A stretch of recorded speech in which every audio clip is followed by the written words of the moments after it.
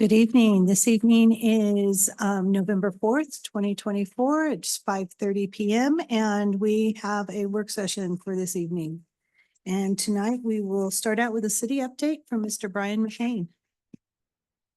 Excuse me. Thank you, ma'am. For boards and commissions, we're accepting applications for 2 boards or commissions. The deadline to apply is 11/11 at 8 a.m. The Pueblo City County Library District Board of Trustees, 1 joint appointment available to serve a 5-year term ending in December 31st of 2029. The Human Relations Commission's 3 appointments to serve a 3-year term expiring December 31st, 2027. We're accepting 2 for boards and commissions with the deadline of 11/18/2024. The Historic Arkansas Riverwalk of Pueblo Authority Board of Directors, 1 appointment available to serve a 3-year term expiring December of 2027. The Historic Preservation Commission, 2 city appointments for city residents to serve a 4-year term expiring January of 2029. Current vacancies open until filled is the ADA Advisory Committee, appointments available to complete a 4-year term expiring August 30th, 2026 or August 30th, 2027. The Honor Farm Enterprise Citizens Advisory Board, 1 appointment available to complete a 4-year term expiring August of 2025. The Mechanical Board of Appeals, 1 joint appointment for an engineer available to complete a 3-year term expiring July of 2025. Anybody can apply for these. Just go to www.pueblo.us under boards and commission applications or by calling the mayor's office at 719-553-2655. Parks and Rec, Boys Hoopsters Elite for grades 6 through 8 competitive basketball league. Registration is $95. The registration ends December 6th. Season begins January 18th and runs through March 8th. Volunteer coaches are needed for the Hoopster season. Contact 719-553-2790 for more information. Register for lifeguard certification by Thursday, November 7th. The fee is $175 to register. The course takes place Monday, November 25th through Wednesday, November 28th from 9 to 6 a.m. at South High School. Register online on pueblo.us/aquatics. Pueblo Transit, kids kindergarten through 12th grade ride free on Pueblo Transit through October of 2025. Pueblo Police Department graduated 8 new officer recruits through the Law Enforcement Academy Class 72 today. We were at that. It was, I think, one of the biggest graduations that we've had. 30 new officers have been hired since February 1st of this year. And that concludes my report. Great, thank you. Anything from council?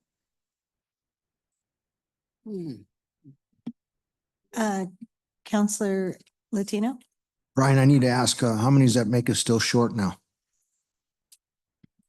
It's 38. We're still short 38. Yes, sir. Thank you. Anyone else from council? Counselor Martinez? Yeah, this doesn't have to pertain to what Chief of Staff McCain just said, but I wanted to make you all aware that, as you all know, I'm really passionate about childcare, both in terms of making it more accessible, more affordable. So over the past couple of years, we as a city have conducted surveys to really understand the barriers that our employees have as it relates to retention and recruitment, and childcare really came up as one of the top barriers for them to keep their employment and to even come work for the city, really. So for more than a year now, I've been working closely with the county to tackle this challenge because they share the same concerns in terms of being able to attract and then retain really high quality employees. And so we've proposed a joint city and county child care center, which would, the slots would be prioritized for city and county employees. And it would also be offered at a discounted rate because we know that affordability is also a pretty big issue as well. And this model, employer-based childcare, is really getting implemented all over the state. And so we're hoping to take this model and implement it locally. There's a couple of other models of employer-based childcare. PCC is a good example of how they have childcare for their students and staff. CSUP, of course, has an on-site childcare center as well. Health Solutions just opened up their center last year for their clients and their staff. So it's not a new model by any means. But it's a model that we hope to bring to offer to the city and the county employees. And so I've been working for over a year. We have identified a building to actually put the childcare center in. And we did a walkthrough last year. Mayor Graham, as well as licensing specialists, have also done the walkthrough. The county has abated the building, and I'm notifying you all because next Monday, I'm going to be bringing forward a resolution to put some ARPA money to create site plans. And the site plans are necessary because there's no site plans that we can find, either we or the county can find, of the building right now. And the county has also committed to taking on having staff write grants for the building. And there's plenty of grants to take advantage of at the state and the federal level. And we've actually written two so far. We've written 2 grants for the building, but we've been declined because there are no site plans for this building. So in order to take advantage of grant funds, we need the site plans to move forward with the project, which is why I'm going to be asking all of you to support the resolution using ARPA money to get the site plans in order so we can move forward with the childcare center idea. So I wanted to give you all a heads up. All 3 commissioners are supportive. If I'm happy to also answer any questions, should you all have questions as well. But I'm hopeful that you'll be supportive. Any questions for Councilor Martinez? And so how much are the site plans? So the site plans right now, and this is all, we're gonna have to like go to bid. It's gonna be up to $100,000 for the site plans. And that's really, it was a market rate kind of a thing for this, for Sabina said, you know, these site plans are probably gonna cost X amount of dollars. So that's why it's up to $100,000. But I also just wanna say that the county has already spent money abating the building. They've had staff time in writing those grants, so they're also equally invested in this project. So I'm hopeful that we can invest a little bit of our own funds in this project as well. And what is that budget going to be annually? So the site, because we don't have the site plan, let me back up. So in the building, we're actually thinking there's enough room, I guess, in the building for 2 infant rooms, which is 10 infants per room, 2 toddler rooms, and 1 preschool room, the way that it's laid out. So I don't necessarily have a budget yet because we don't have the site plans, because the site plans are going to really decide how the space is going to be laid out, what funds are going to be needed to renovate that space, and then from that we can build a budget off of. So it's not just site plans where you would have how it sits on the site. It's actually development, the plans for the entire development, like the layout of the building, how it sits on the, a site plan is how the building sits on the property. That's a site plan. Sure, I So- believe that the site plan that we're moving forward is going to be all So it's encompassing. going to be renderings and a design for the building. You're talking for about use. for the actual center itself? Mhm. No, that's part of what the grants are going to be used for. There's a grant from EPIC, which stands for Executives Well, I'm Partnering to Invest in saying, in Children. the design, for the designs, the site plan for the designs. The designs will still be yet to come. This is just a site plan of the actual existing building, like the architectural drawings of the building itself. Okay. Do you think that we need to have a work session? So that you can move, I mean, because $100,000 is a big investment, and what if it doesn't pan out all the way through? So, I mean, to give council more of an idea of what the total cost is. Well, like I said, I don't have a total cost yet because there's no budget formed mhm, because I don't know the site plans yet. mhm. And where is the revenue for the childcare center coming from? Are we charging? No, it's gonna be it's gonna be a contractor who's gonna take it on. So essentially, we're just in charge of the infrastructure, but the contractor is gonna take it on in its entirety. Mhm. Okay. All right. Hello? Okay, Councilor Gomez? Yeah, maybe so we can answer, what's the basic ARPA funds balance we have left? I think after this request has been pending for a while, you have the soccer field, there's another request coming on the 11th for a soccer field. Split between the city, urban renewal and the district. That was a pending request. And then there was the $1 million that's been pending for surveillance in the parks. So after those council passes all three of those, I believe we have about $300,000 left. Interest will probably roll over one more time, I think. And so we might have a little bit more than the 300,000 after that. I can send you Counselor Gomez, I can send you the latest spreadsheet on Wednesday. That's when we meet on ARPA's, and it has the breakdown of everything on there. Thank you. In reference to the total estimate for this project, do you have a ballpark? If we did everything that Yeah, I mean, that's the $1 million question. I don't have a budget because we need the site plans in order to better have in terms of like, how much is renovation gonna cost? And what does this space actually look like? And do we need to reconfigure anything? And I will say that the building itself is in pretty good condition. From the walkthrough, I mean, it's not like there's a gaping hole in the ceiling or anything like that.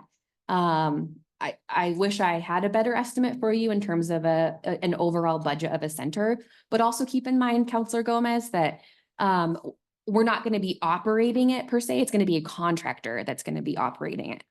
where's the building at?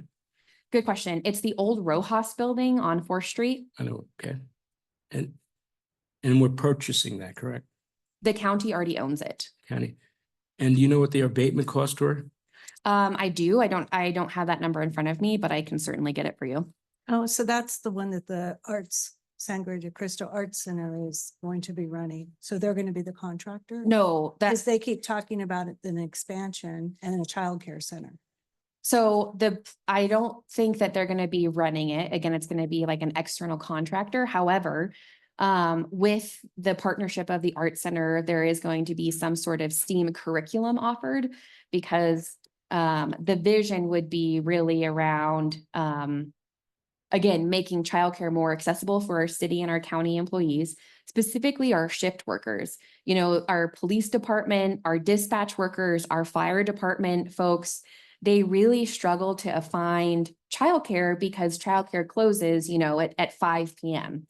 And so this schedule would really accommodate our shift workers to try and incentivize specifically more women to enter into those fields. And so I guess to your question, what was it? Well, Oh, no, it was Counselor Maestri. it was for you. Oh, was about the Arts Center? Oh, yeah. So it would offer STEAM curriculum as part of it, kind of a thing. But again, it would be a contractor. And again, this conversation has been happening for a year now. I think we're just ready to finally have some money behind it. So is the resolution for half of the fee to county's going to pay half, we're going to pay half of the fee to get the site plans? No, because they've already abated the building. They own the building. I understand that, but they've asked if this is going to be a true city and county partnership. They have asked the city to step up and help them afford the site plan. Well, the other thing too is I'd like to see what they spent on it so far, because it seems like the city's always spending more than the county is on their joint ventures. And so it would be nice to see that they have an equal part in it. Yeah, I have that. I have that information. I should have pulled it up, but I can get it for you by the end of this meeting. Mhm. Okay. Anything else from Counselor Gomez? Yeah, my concern is for a lot of poor folks that are not in a position and struggling just as hard or harder. That's number one. Number two, the people that we're gonna service are mostly city and county employees or all city and county employees? They would be priority.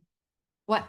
They'd be priority. Yeah, so the slots themselves would be prioritized for city and county employees. Right. And keep in mind, Counselor Gomez, that some of our employees are making that middle income wage because there's programs to help low income families afford childcare.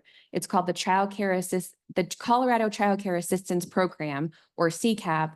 That's a state program to help low income families afford childcare. It's really the folks that make like too much money to qualify for CCAP that's really struggling to afford childcare. It's like that middle income gap, which is exactly what our employees are. It's that demographic. Still worried about the low income. Where do we as city council employees, where do we sit in reference? Are we employees or not? I've never been able to get this question straightened out once. So somebody can please clear that up for me. We're not employees, Mayor Graham. Your city council is not employees. See, and the flip side of that, I was told at the very least, we were part-time employees. That came from the city. So I'm just curious where we're at. No, counselor, you're not an employee or a part-time employee. Okay. I Thank you. will say that some, I guess some of the childcare costs that I have heard, the average day infant slot for one day is about $90. Jeez. There's a childcare center here in town that charges $1,200 a month just to have a child in a licensed childcare center program. And that's 4 days a week. So it's more than my mortgage payment. And I'm a hardworking, middle income earner. And so it would really be helping our employees, the county's employees afford to have their kids in childcare, which would hopefully mean they can go from part-time to full-time because they have, around the clock childcare. And research says that. I'm not just pulling that out of thin air. And two, that we can attract and retain more women in our workforce because we know that it's typically the women providers who are staying home with their kiddos. So really, those are the two main goals. Well, I guess what would also be important is to know presently how many, because it really serves our first responders mainly, because there's no other shift work going on unless it would be what, custodial?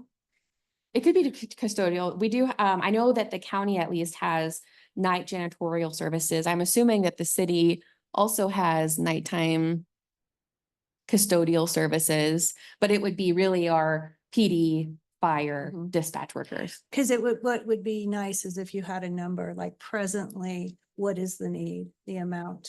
We actually do have a survey that we can send out as well.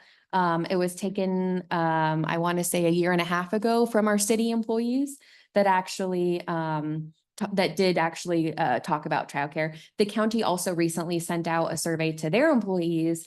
It's a little bit more recent than ours. It's probably like a year-ish old, but that also says that their shift workers are in need of childcare. We have that data that I can Yeah, send you. it would be nice to see that data. Mhm. And then, anything else? Any other questions? Well, in Counselor reference to Boston? that, it's only prioritized for city employees, but if, let's say there's open slots, other people could use it. I doubt that there's going to be any other open slots, but yes, Hypothetically. it would be open to then the public. Yeah, I just want to note too, that as of June, Pueblo County has 125 licensed childcare providers.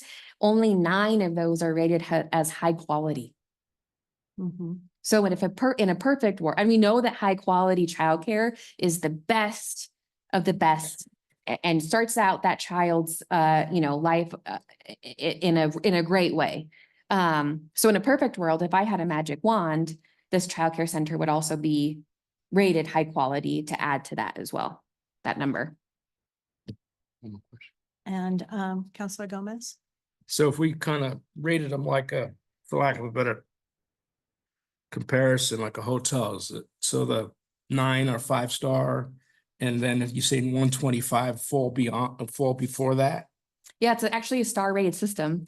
So it's based off of 5. So levels 1 and 2 are just I guess like average quality, and levels 3, 4, and 5 are termed high quality.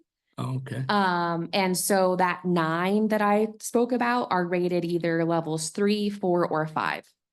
And there's no adjustment to staff, cost in reference 3, 4, and 5, is that or is that a different cost level? It really just depends on the provider themselves.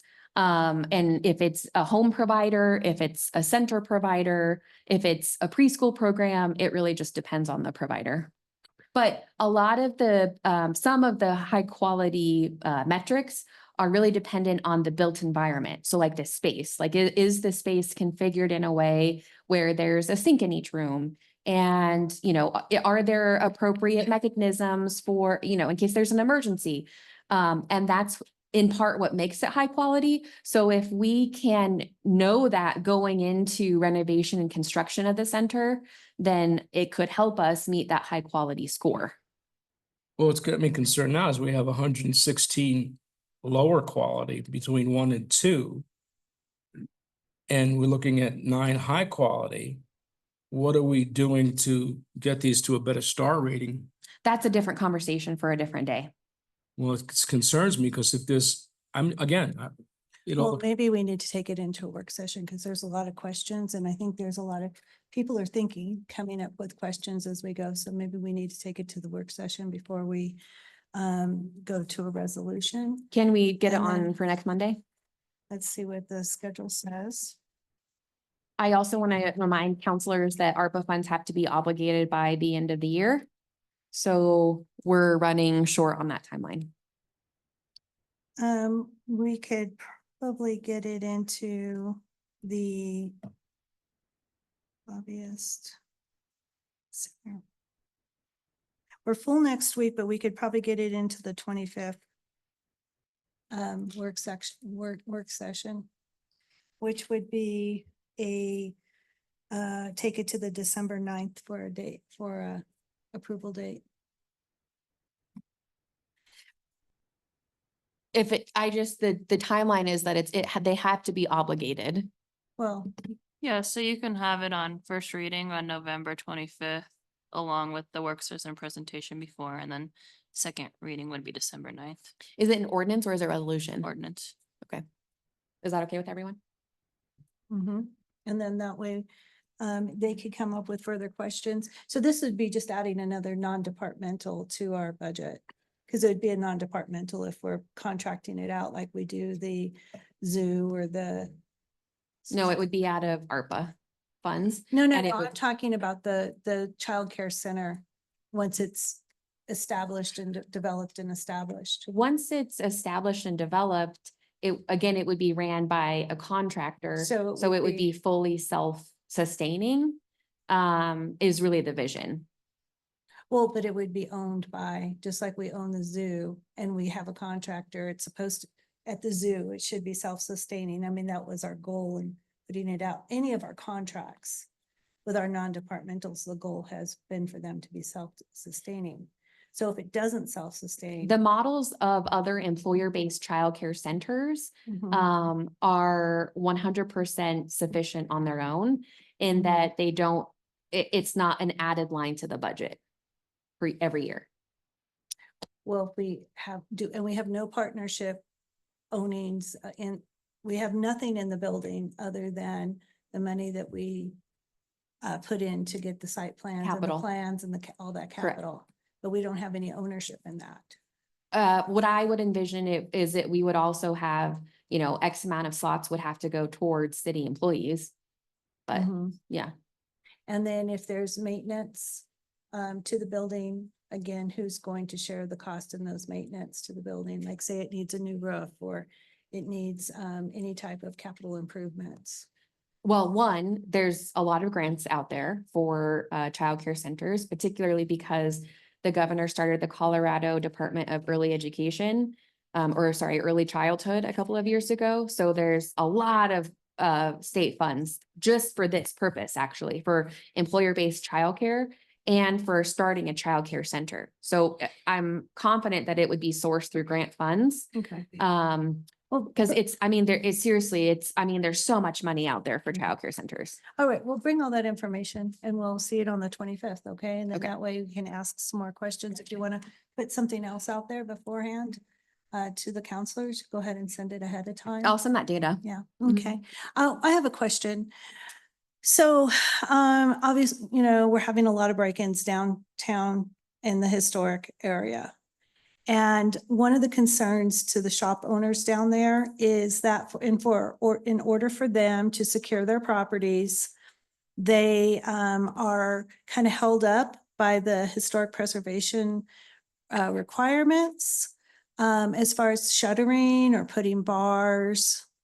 Is that something that we could look into to see? Because, some of them have talked about if they could, they'd put shutters up. I mean, when I went to Athens, that's how it was. Everything was shuttered. But, right now it's preventing them from securing their properties, those requirements of the historic preservation. So is there something that we can start to look into to see if we can get some sort of ability for them to secure their buildings? Yeah, I'll look into it. I don't know if it's the HPC or the downtown Mhm, association. I don't know mhm. which one of those, but there is a shuttered building on the GameStop or Game, whatever that's right off the Riverwalk. They have full garage doors over their building, so Mhm. I'm not sure if it's specific to historic properties or not, Mhm. Councilwoman, but I'll get you the information and Yeah, I think we should, be able to assist the business owners in being able to secure their properties. To replace the windows are very expensive. And that's, they just can't continue to replace windows. sure. And, we're 38 officers short, so we know that issue there. We also know the issue behind sentencing and conviction and sentencing. So if we can look at helping them to secure their properties, that would be an ideal situation for them. We'll get it for you. Okay, great. Thank you. Counselor Gomez. This is a little bit in reference to what you're talking about, the business owners. I used to be a business owner. And one of the things that's concerning me, downtown on Main Street, you had I think it's Main, they had the cigar store that was, every window was smashed, all their doors were smashed. They broke in and broke every case, stole all their supplies, all their inventory just recently. I guess you can assimilate with that, Mayor, if you've happened to you 4 times. But I'm getting real concerned now. These smash and grabs are out of control. So I don't know what plan we have, or we have the money to do it, or whatever, but maybe we can take a look at this kind of stuff because they're brokenhearted there. Just for what it's worth. Thank you. Yeah, that's one option we can do is give them the opportunity to secure it better. Because if we can't get it stopped, why isn't the real-time crime center, why don't we have the cameras down there that are being able to pick up on something like this? I don't know if there's necessarily any cameras that are posted down there right now. Eventually, the businesses will be able to upload their footage into the real-time crime center, but we can definitely see about getting one of the trailers parked down there. I drove it this morning and I saw that there was several businesses that had received significant damage over the weekend, all up and down Union. Do we know if any of those businesses received the grants to get cameras down there? I don't know if any of them did, were granted the money, but we did walk and talk to all of the businesses and pass out flyers when the Lights On for Safety program came up. So I don't know if any of them specifically applied or received any cameras or lights. Okay, maybe that's just another good revisit. Maybe a representative from PD or someone can go down there and have a one-on-one with them and see what their needs are. And how quickly we can get some of this stuff done because, those businesses, they struggle to begin with. It's just that tourism traffic isn't as high as, what we would like it to be. So, okay. All right, thank you. Oh, Joe's got something? Yes, thank you. along those same lines, we have a merchant in the community that owns a Great Divide on Second and Santa Fe. He's had his windows shot out not once, but twice. Now, I've been over there to visit with him and again, those are concerns that we have in this community as it relates to that kind of situation. I've talked to some people about possibilities of doing something related to assisting the merchants in this community. And I'll share that with you at a later time. Thank you. Okay, well, we are over on our time, but it's good. We got some good input tonight. Has everybody got everything? Okay. Let's go ahead and start with our first guest from Catholic Charities, and they're coming forward to talk about, just give us an update on the work program. It seems like they've got it, pulled the trigger on it, and we're just here to see what they've got to say. Good evening. Thank you, Council and Mayor, for having me here tonight to provide an update on our partnership program, Charities Works. And I also like to thank you for your support. My name is Anu Keeley, and as the program director, I've had the privilege of seeing this program grow from a concept into a community asset that is already making a real difference. When we first launched Charities Works, we established a set of standards to guide our work. And I'll be honest, I was a bit concerned that we wouldn't be able to hit those goals within a year. But here we are, only 6 weeks into being fully operational. And I'm thrilled to report that we're closing in on every one of those benchmarks. This program has created hope and opportunity for so many unhoused individuals in our community. And we've seen an astounding number of people expressing interest in joining. It's clear that Charities Works is becoming a lifeline for many people, and we're excited to keep building on this success. So the benchmarks that were set were to enroll 30 participants, retain 20 of those participants, achieve 1,500 participant hours, provide supportive services up to 25 participants, place 7 of them in subsidized employment, place 3 of those in unsubsidized employment, and ensure that 2 participants retained employment for at least 90 days. To date, we've enrolled 61 participants, managed to retain 20 of those enrollees who have worked at least 1 day. We've provided supportive services to 14 participants. 420 participant hours have been worked so far. We have placed 6 individuals in subsidized employment and 2 are currently in unsubsidized employment.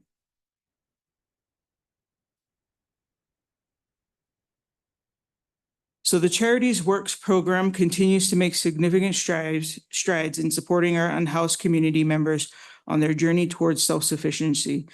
Through this initiative, Catholic Charities of Southern Colorado has provided 24 unhoused individuals with essential services, including workforce training, job placement assistance, and resources for overcoming personal and financial barriers. And this slide here just shows some of the sites that our participants have been on and helped to clean up. So these are the befores, and here's the after. In recent months, the program has expanded partnerships with local businesses and organizations, offering a broader range of employment opportunities and hands-on training for participants. Additionally, we've integrated new support services that focus on building financial literacy, emotional resilience, and practical skills for long-term stability. Our team remains dedicated to addressing each client's unique needs, and we've seen inspiring success stories of individuals who are now thriving in meaningful careers and contributing positively to our community. Okay, so this program has taught me how to have confidence again, how to go to work every day, how to have teamwork. It's given me something to do. It's helped my sobriety. It's just a really good program. You learn a lot of different things. You meet people, you get to work with the city people. That is really good. Plus, we're making our city a better place to live. And how long have you been with the program? I've been with the program for over a month now, month and a half. So I've been here since the second day. That's Emily. She's one of our participants. Through Charities Works, we continue to create pathways for growth and hope, empowering individuals to break the cycle of poverty and build brighter futures for themselves and their families. Once again, I'd like to thank you all for your support. Any questions? Questions from council? Yeah. Councilor Gomez. How many staff are you working with right now in your organization?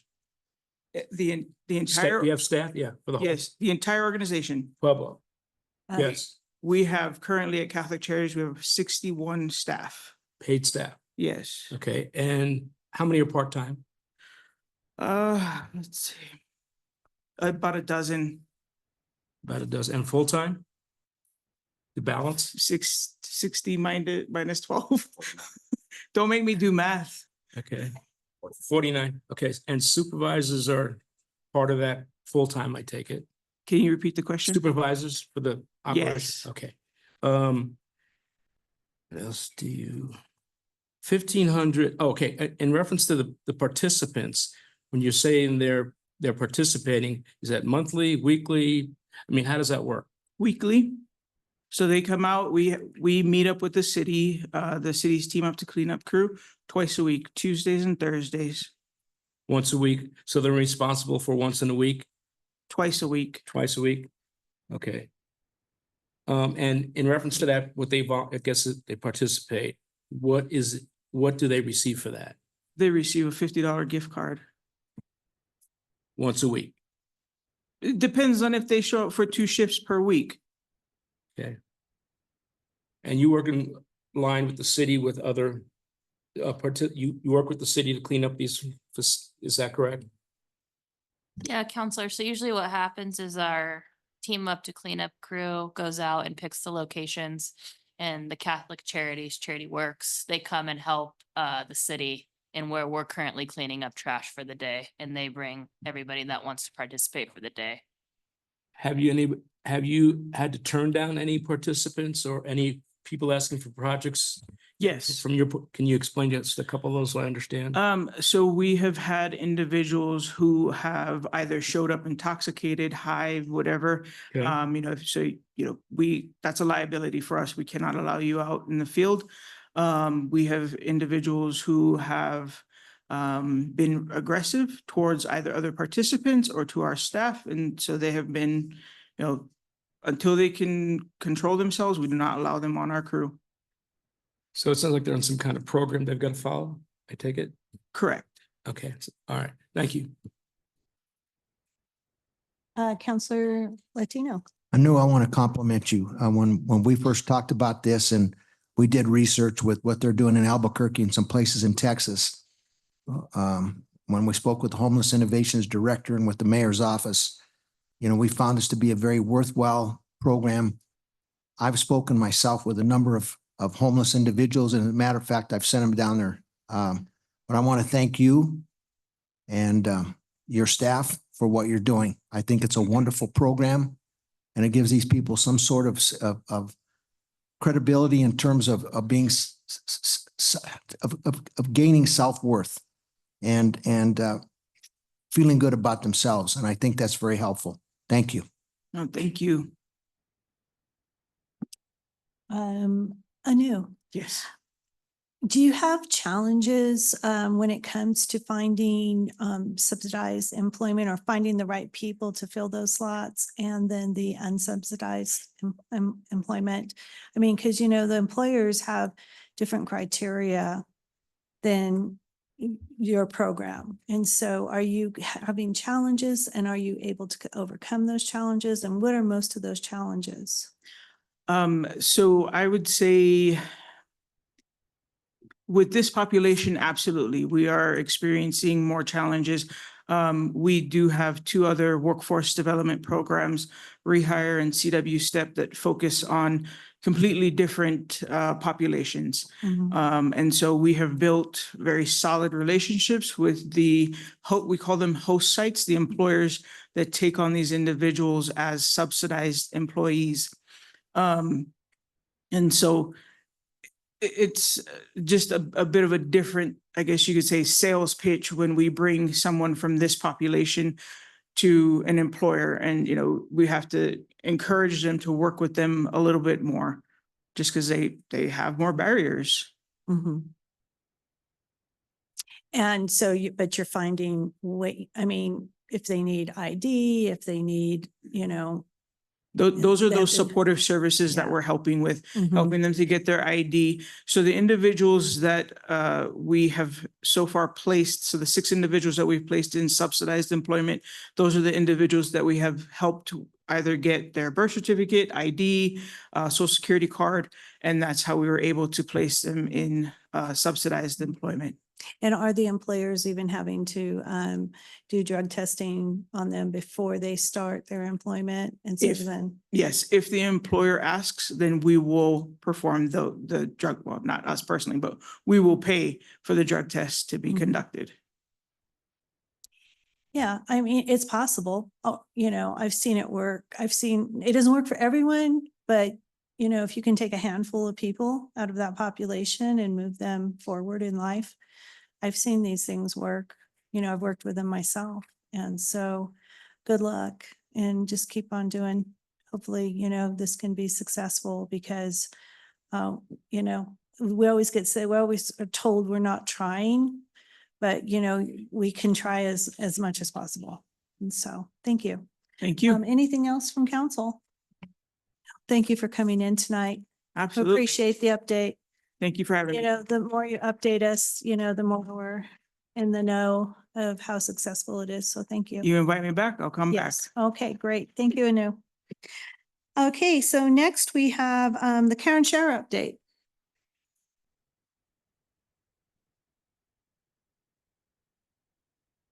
Hi, Nate. How are you this evening? Welcome.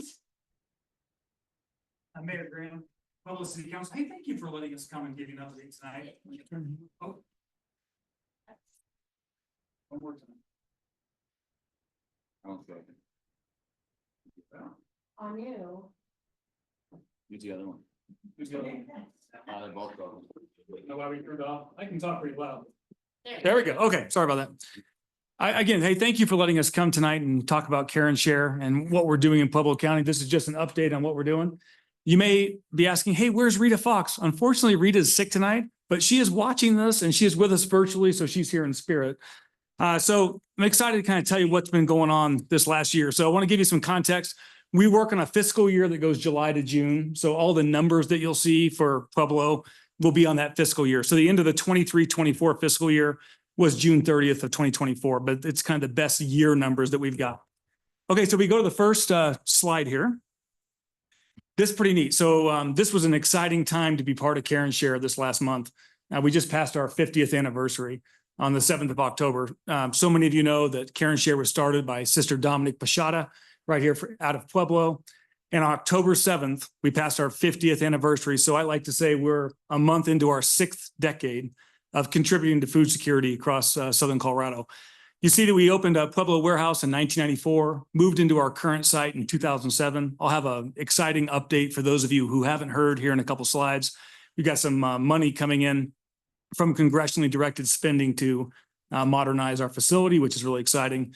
And then it's 17,500 square feet, 2,100 square foot freezer and cooler. I know a lot of you have been out there, but pretty neat time to be part of Care and Share as we've been around for that long. Okay, so our service area. So we're a Feeding America food bank. Why is that important? Every county in the United States is serviced by a Feeding America food bank. So we have just under half the state of Colorado, 29 counties, about 47,000 square miles. And of course, Pueblo and Pueblo County. So you see 3 distribution centers. I just want to point out, we opened an Alamosa distribution center in May of 2023. It's been huge for us because as we've driven semi trucks prior to May of 2023, it took 8 hours one way to get to Four Corners. Just because you go over Levita Pass and Wolf Creek Pass, that Alamosa distribution center has enabled us to get food to Southwest Colorado better than we ever have. So it's been really nice. Okay, so the numbers are pretty alarming, and I wanted to use the last 5 years. So you see food prices have really increased exponentially over the last 5 years. Across broadly Southern Colorado, we've seen a 47% increase in neighbors served, and an enormous increase in Pueblo over the last 5 years. And we're proud to have been part of this to meet that need. And I'm going to get into a couple of those numbers. All right, so 30.5 million in economic relief for Pueblo County over the last 5 years. So what we do is we get food from a whole bunch of different ways. First, nothing's free. So donated food across the country, I still pay for the freight, the VAP and the freight for that donated food. We have a purchase program. We have a food recovery program. So we take all the ways that we get food into our distribution centers, and then we come up with an average. So right now our average is it's about $1.48 to acquire a pound of food, of healthy, nutritious food. So that 30.5 million number, if you just take last year, that'd be about 8.7 million in economic impact for Pueblo. What's so neat about this is when people are getting help with their groceries, they're able to use those other dollars on important things like childcare and like things in the community. So we really are proud of that. The other big demand signal was, and maybe one of the criticisms of food banking for so long, is that food banks have really always been in the stable and the shelf stable food business. And the call for healthy, nutritious, fresh fruits and vegetables have really been top of mind the last many years. So you see, we put 2,700,000 pounds of fresh fruits and vegetables into Pueblo over the last 5 years, and that won't change. Feeding America, who we buy most of our food from, has come up with mixing centers around the United States that allow us to acquire fresh fruits and vegetables that are really low cost. So it's pretty exciting to be part of that. Okay, so this last fiscal year, I'm going to again remind you, July to June. So June 30th of 2024 was the end of the 24 fiscal year. We put 5.9 million pounds of food, so about 4.9 million meals into Pueblo. That's pretty exciting. So you all know broadly across those 29 counties, we did 25.2 million. So 6 million of the 25.2 million pounds of food that we get out the doors of our 3 distribution centers go to our 42 partner agencies here in Pueblo. Let me talk about them a little bit. Okay, so I wanted to do I'm going to give you a kind of a unduplicated and a duplicated number later, so you see how many people we're talking about. But in that fiscal year, those are the number of unduplicated people that walked into one of the food pantries that we support at least once. And again, I'll show you the list of the 42 partner agency food pantries that we support in Pueblo. But the caveat to that number, and you'll see it on our Sunnyside Market slide, is that most of the people that we're serving don't just walk into a food pantry once. Most of the people we serve need help more than one time. But those are the unduplicated numbers for the 23-24 fiscal year. Okay, the Sunnyside Market. Sunnyside Market, we did, what's that, about 11-12% of the pounds into Pueblo went through that Sunnyside Market. And here, intentionally, I wanted to put duplicated numbers. 362,000 people throughout that year. That's duplicated. That's the number of people that we saw, routinely went through that one facility. And when you think that that's only one of the 42 partner agencies that we support across Pueblo. So CareShare makes a really enormous impact in Pueblo, and we're really proud to support that. As you all know, because you helped us acquire that building, what we've done is we've taken a step back. We put the By Grace Community Center, one of our partner agencies, is now running they've got the volunteers running the Sunnyside Market. And what it's allowed us to do is to take a step back and then provide the food for the Sunnyside Market. What's neat about that is that our, 2 things that we do really, really well is acquire food at scale, because we're able to go straight to the distributor through Feeding America. And when we buy food, we buy by the semi-truckload full. So it's really focusing us on our core competencies and getting as much food out the door as possible. I think we went away for a second. Oh, there we go. Now, hopefully this will play. Anything I have to do specifically? Oh, there we go. Okay. I think it's a great community event. I'll explain this in a second.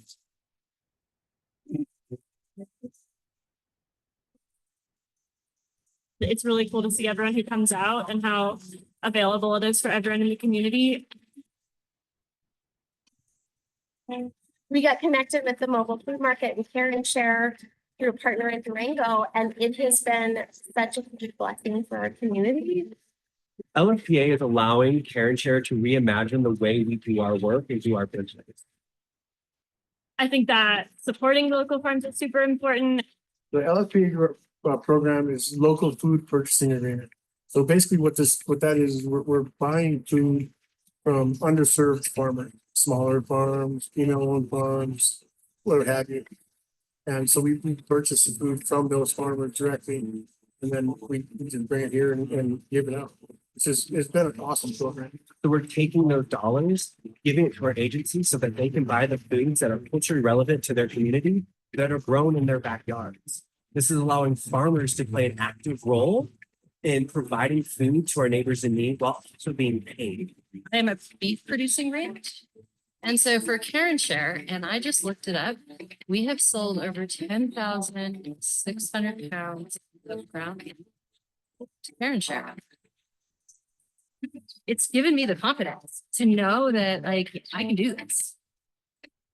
It just feels really rewarding to be able to provide our neighbors and friends with high quality ingredients, high quality produce, and know that we're going to have some of that food security. You have to provide healthy, nutritious, local food grown with love, grown with sustainability is just astronomically different than the standard day-to-day work that we do as a food bank.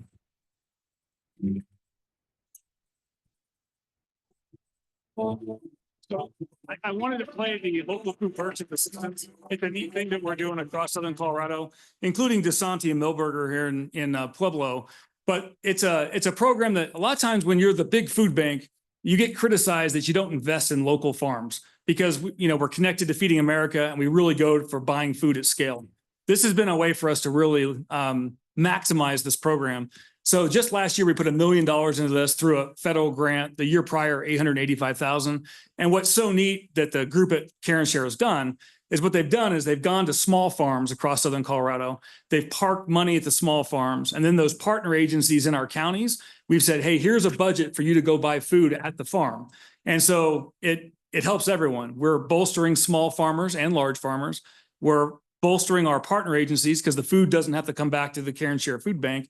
And ultimately, the people that we serve are getting healthy, nutritious food. So our LFPA program and the way we're doing it has really become a national model. So Senator Bennett and Senator Hickenlooper have taken this on. And in the Farm Bill, which will be voted after the election, LFPA right now is written in to the federal budget as something that will be approved for the next 5 years so we can continue to do this work.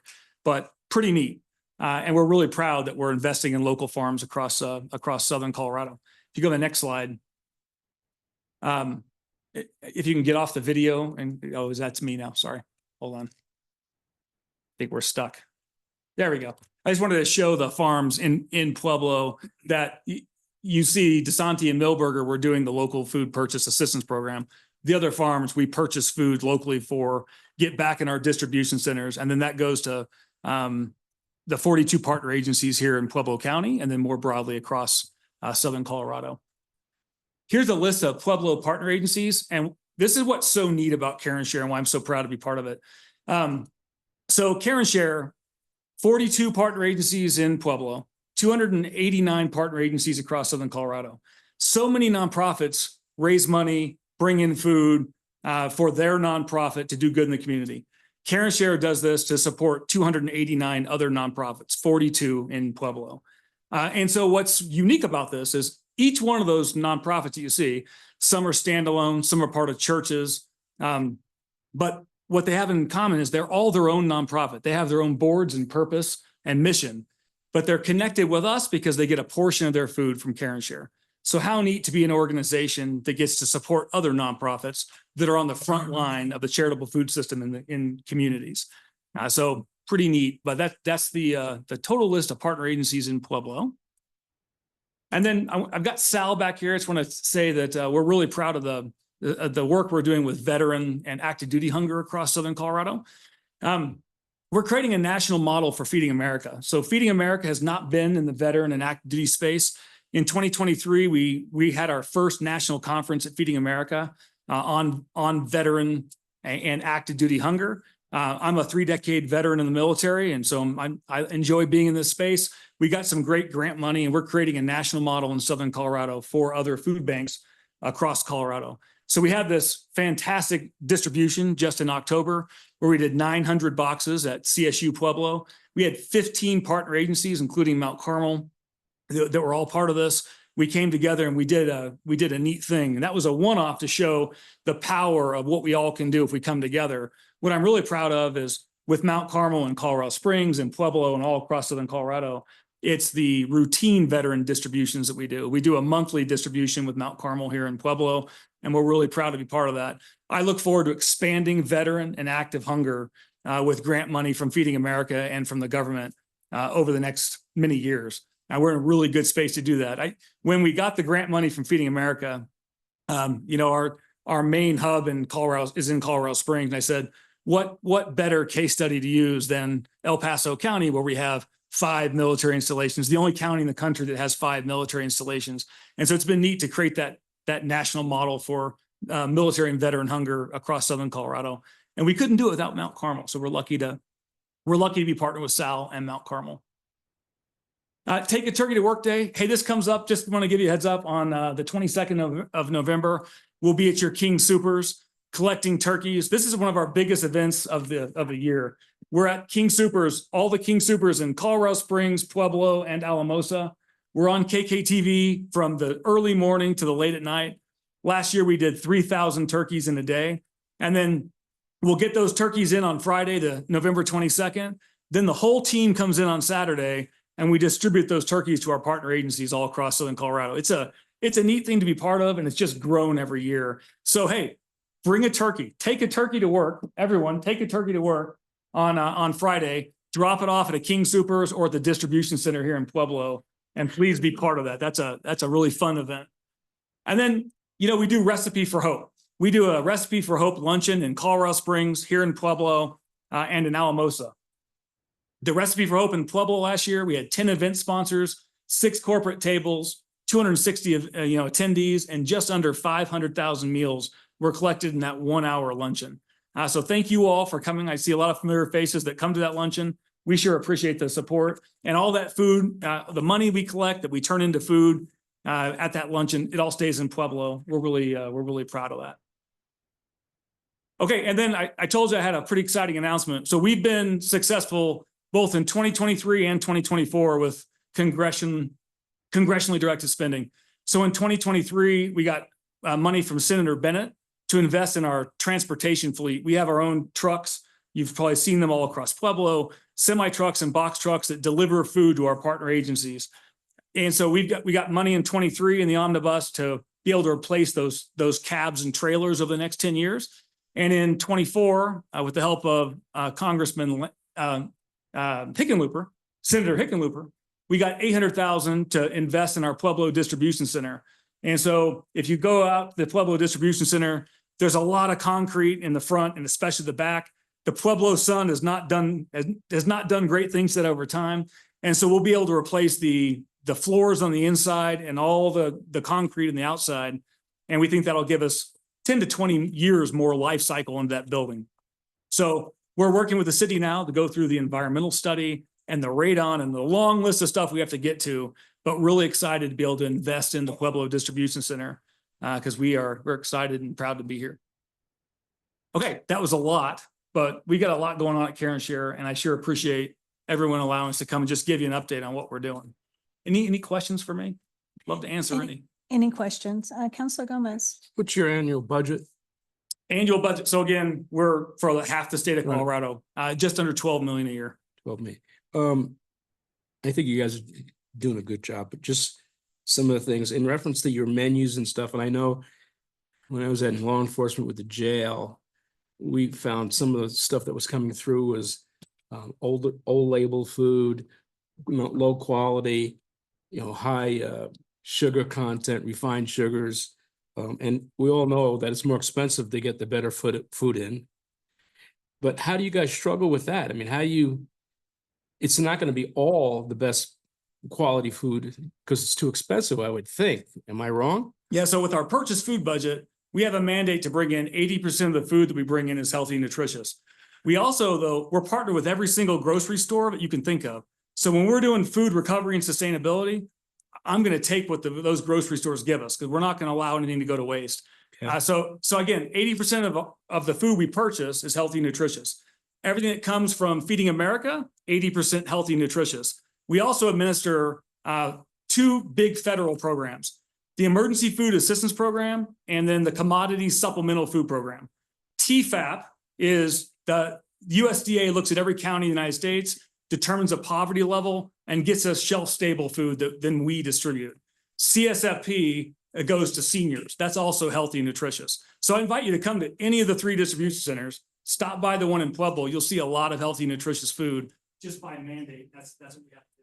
I just want to, again, and not trying to put you in a box here, but in reference to any redundancy of programs in Pueblo, are there similar programs that are overlapping each other that? So no, and the redundancy, the 42 partner agencies that we support, they get a portion of their food from Care and Share. So when you think of direct service, your partner agencies, that list of partner agencies, they're serving people in your community. They're serving, the direct people in your community. We're serving the food pantries. We're getting the food to the food pantries to help them serve people across the city. Now we have some direct service programs. You saw the mobile food truck.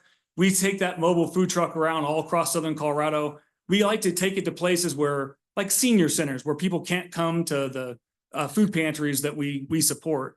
But when you talk about duplication of service, each one of those nonprofits, it's its own nonprofit. They just all have Care and Share in common as a source of some of their food. Does that make sense? So there is no duplication.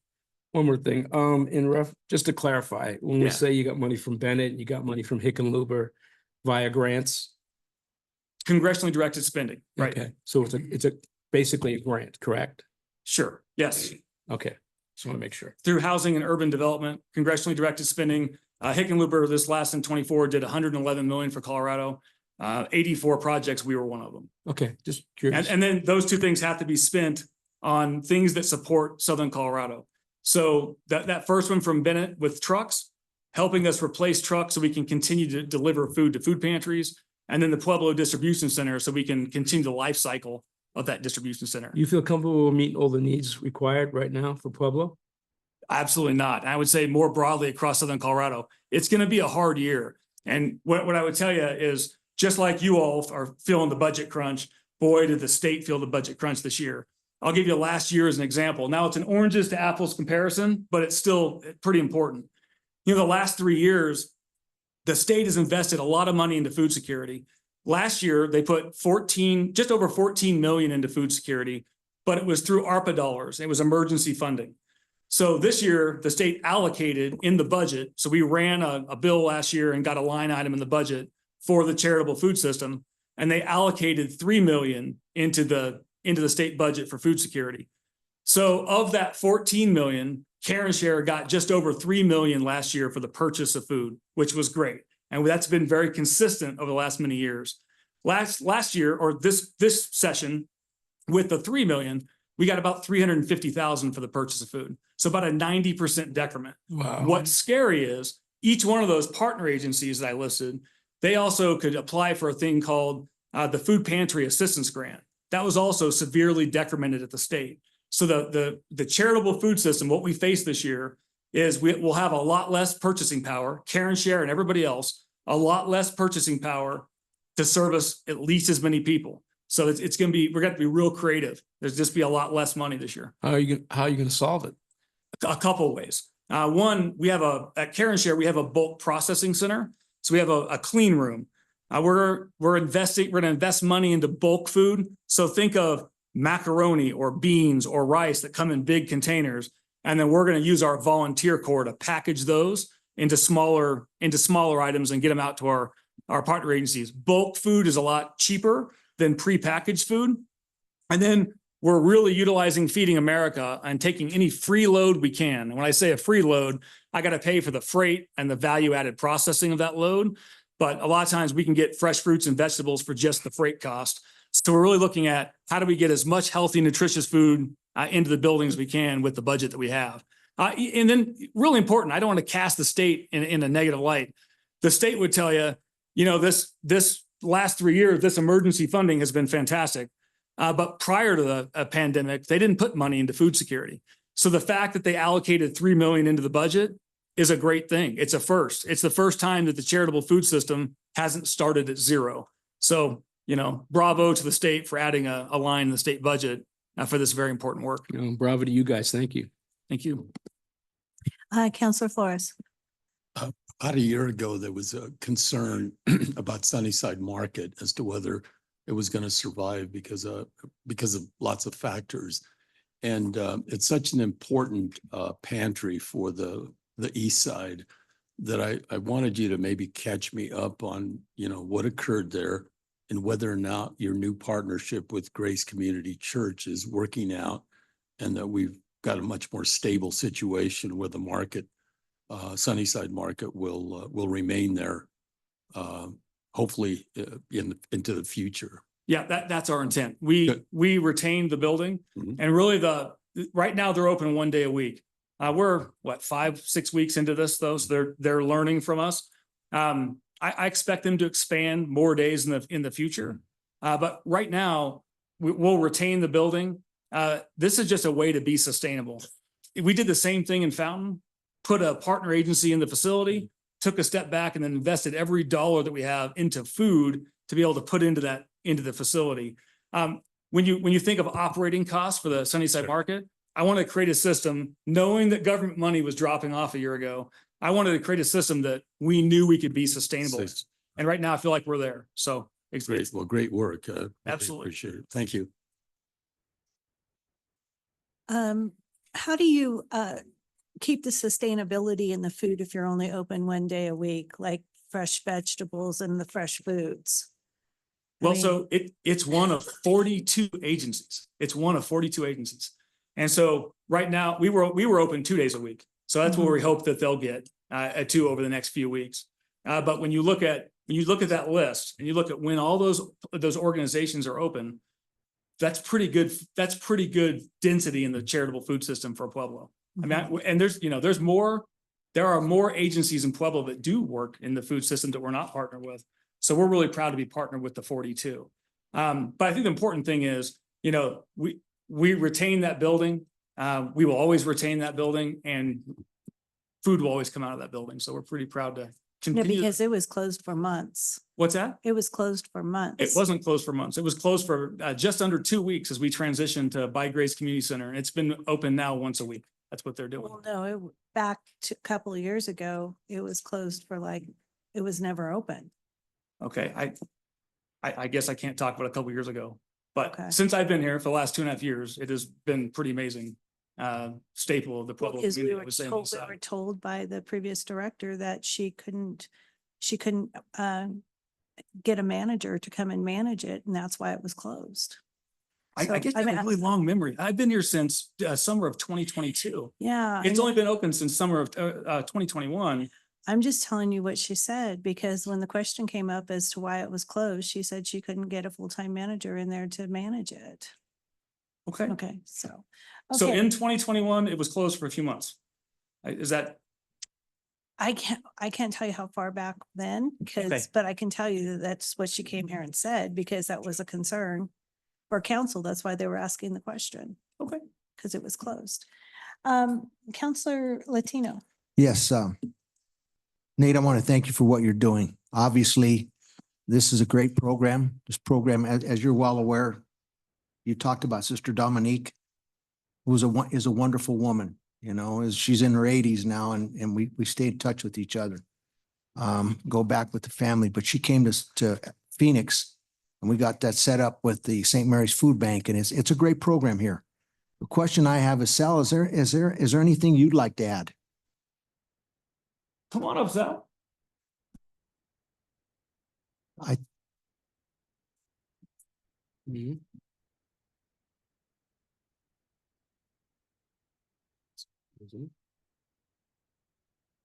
Oh, here, I get something? Right All there right, you go. there you go. Here's one. All right. I absolutely can add something. Good. Thank you. So during our monthly Helping Hands Community Coalition, we partnered with not only CareShare, but with 15 additional nonprofit organizations that support over 300 community members, and 15% of those are veterans that attend this Helping Hands Community Coalition. So the partnership with CareShare and additional nonprofits really truly bring the community together, because it's not just CareShare, it's just not Mount Carmel, it's a community coalition that really comes out and supports the entire city of Pueblo. So really, my hat's off to Nate and the partnerships that we have brought forward to our veteran community. So that's probably what I have. Well, actually, there's, as of January 1st of this year, we've served 2,399 community members. And our next community coalition event is Wednesday with the Pueblo, as you were, the Colorado Health Department providing vaccines, the Pueblo Library providing services there, the Parks and Recs. So the coalition just doesn't stop with CareShare.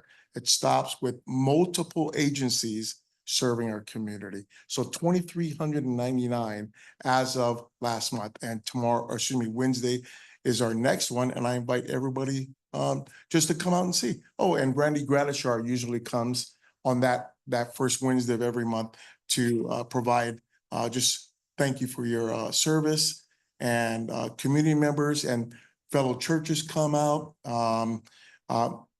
helping out the community member take the groceries to their cars, and if they want a prayer, they pray for them. I mean, literally, it's a coalition of nonprofit agencies serving the community. Thank you. You're welcome, sir. Okay, anyone on Counselor Gomez? 17,500 square foot building. How did I miss it? Where's it at? Greenhorn Drive, right by the Budweiser plant, right off the highway. South, okay. And you guys seem like a giant umbrella group for a lot of other agencies. Am I looking at it the right way? We are. So I hate to put it this way, but this is an easy way to contextualize it. Think of us sometimes as the Walmart distribution centers that helps the Walmarts get their stock. Okay. And that's kind of how the system works. All right, thank you. Well. All right. So anything else from council? Thank you, gentlemen, for coming this evening. Thank you for letting us come. I really appreciate you. All right. Next we have the mushrooms. Syllabus in, right? It's a syllabus in, right? Psilocybins. So not using it, so I wouldn't, not familiar with it. So good evening. I'm Elizabeth Sexton Drake. I'm in the law department. I'm an assistant city attorney. I'm here to talk to you, Counselor Mayor. I'm here to talk to you about Proposition 122 and access to natural medicines. So Proposition 122 came about in 2022. It was voted in by a majority of Colorado voters across the state at 53.6%. It decriminalizes certain psychedelics, starting with mushrooms, psilocybins, in January of 2025, and will expand, it's anticipated to expand in June of 2026. So it allows for, there's two kind of sides to it. It allows for licensed facilities to administer using state licenses and state regulations. I'll get into that in a minute. And then all the substances listed are Schedule I under federal law. And it created Colorado Revised Statute, Title 12-170, which defines and kind of gives us guidelines on how this is all going to work, but there's also some regulations that are coming on board. So that is the molecule DMT on there. Psilocybin and psilocins are the mushrooms. They are going to be legal in January. And in June of 2026, if it's approved by and recommended by the board and approved by the director, DMT, I'm not going to try to say that chemical name, ibogaine. DMT is a bark from South America, and it's ayahuasca is usually, I probably mispronounced that one, but is usually what it's called. And then ibogaine is a bark from Central Africa. And then mescaline, which is cactus, but not peyote. Natural medicines are not going to include any synthetic analog of any substance listed, including any derivative of any naturally occurring compound of natural medicine that is produced using chemical synthesis, chemical modification, or chemical conversion. So like the synthetic cannabinoids that you see with marijuana, you can't do that with these. You can't create it in a lab. That was something that some of our public police department officers were concerned about. So the who of the equation, it's going to be regulated by the Department of Regulatory Agencies, or DORA, rather than tobacco or alcohol or marijuana, which is regulated by the Department of Revenue. It is viewed as a medicine. So it is regulated as such, and that was why DORA is more appropriate agency for the state. It does the two things I discussed earlier, decriminalizes personal use amounts. It does not define the amount of personal use. So with marijuana, it's 1 ounce or less typically. With this, there is no number per se. So personal use is going to be allowed under the state law. And then it provides for a licensed practitioner and a licensed producer. So a licensed producer can only sell to a licensed practitioner, and a licensed practitioner can only purchase from a licensed producer. Practitioners are to provide at least 2 meetings with the patient. The first meeting would be an intake meeting where they determine whether or not it's appropriate, if there's any contraindications. I'm not a medical professional, so I don't know what those are, but maybe medications that don't would interact inappropriately with it, blood pressure, stuff like that. And then it would have the second meeting would be the actual therapeutic session. Unlike marijuana, they take it there. They do not, it's not like a dispensary where you take it and go home. You take it in-house. They're anticipating the trips to be about 5 or 6 hours, potentially longer, depending on the circumstances. So you'd be there for that time. It does strongly encourage a third visit to do like a go over what happened. And it's highly encouraged, but it's not required. So all the practitioners and the growers and producers must comply with the state regulations. The state regulations are brand new. They are just coming online in the last month or so. So there are limitations to local jurisdictions. As you can see, Title 12-170 basically says that we cannot prohibit a facilitator or practitioner as long as they have state regulations. We cannot regulate anything more severely than the state. A local jurisdiction shall not adopt, enact, force any ordinance, rule, or resolution that is otherwise in conflict with the provisions of 170. And the provisions of 170 are to be construed liberally. So that kind of limits us. And what we have done is we've met with Colorado Municipal League. I've looked at other ordinances, met with code enforcement, police department, planning. And then we have some suggestions for what to expect. First part that council is going to see is criminal ordinances. They're scheduled to be on the agenda this month. All of this only legalizes it for use over the age of 21. So the criminal code, we've added ordinances about use and providing it to anybody under the age of 21. Those are based on marijuana rules that are already in our ordinances. So then storage, something that was brought up by the police department and from experience with marijuana when it became legal, if it's open and stored or grown in an open way, that usually ends up with lots of break-ins and burglaries and thefts and robberies. So there's some storage requirements under the criminal ordinance that we're going to propose. Public intoxication is still not legal, so we put that in the municipal code. And then operating without a license, because you do need a license to provide this. This was been shown to and revamped and vetted with a PPD narcotics division But also we met with other departments in writing this. And then our planning and zoning, they have their portion of it is more about the practitioners and the growers. That one will be in front of council in December because it is being vetted through the Planning and Zoning Board after our planning department helped with that. And that their primary focus is practitioners and growers. And this is going to be zoned the way like medical, doctor's offices, that kind of thing. And it's hard to say what the impact is going to be because we are only the second state in the country to legalize this. There is at least one other country that has it on their, or one other state in the country that has it on their ballot tomorrow. So we will see. But every city is kind of working with new law that we don't know the parameters of yet. It hasn't been through the court system. I would say that from my experience as a prosecutor for 12 years, after talking with narcotics detectives and other prosecutors who specialize in drug cases more than I ever have, psilocybins are fairly rare charge. It is not something that typically we see in the criminal system very often. Sometimes we do see it along with like somebody gets arrested for meth and they have some psilocybins. But it is not known to be an addictive medication. So, and that's all I have. Any questions?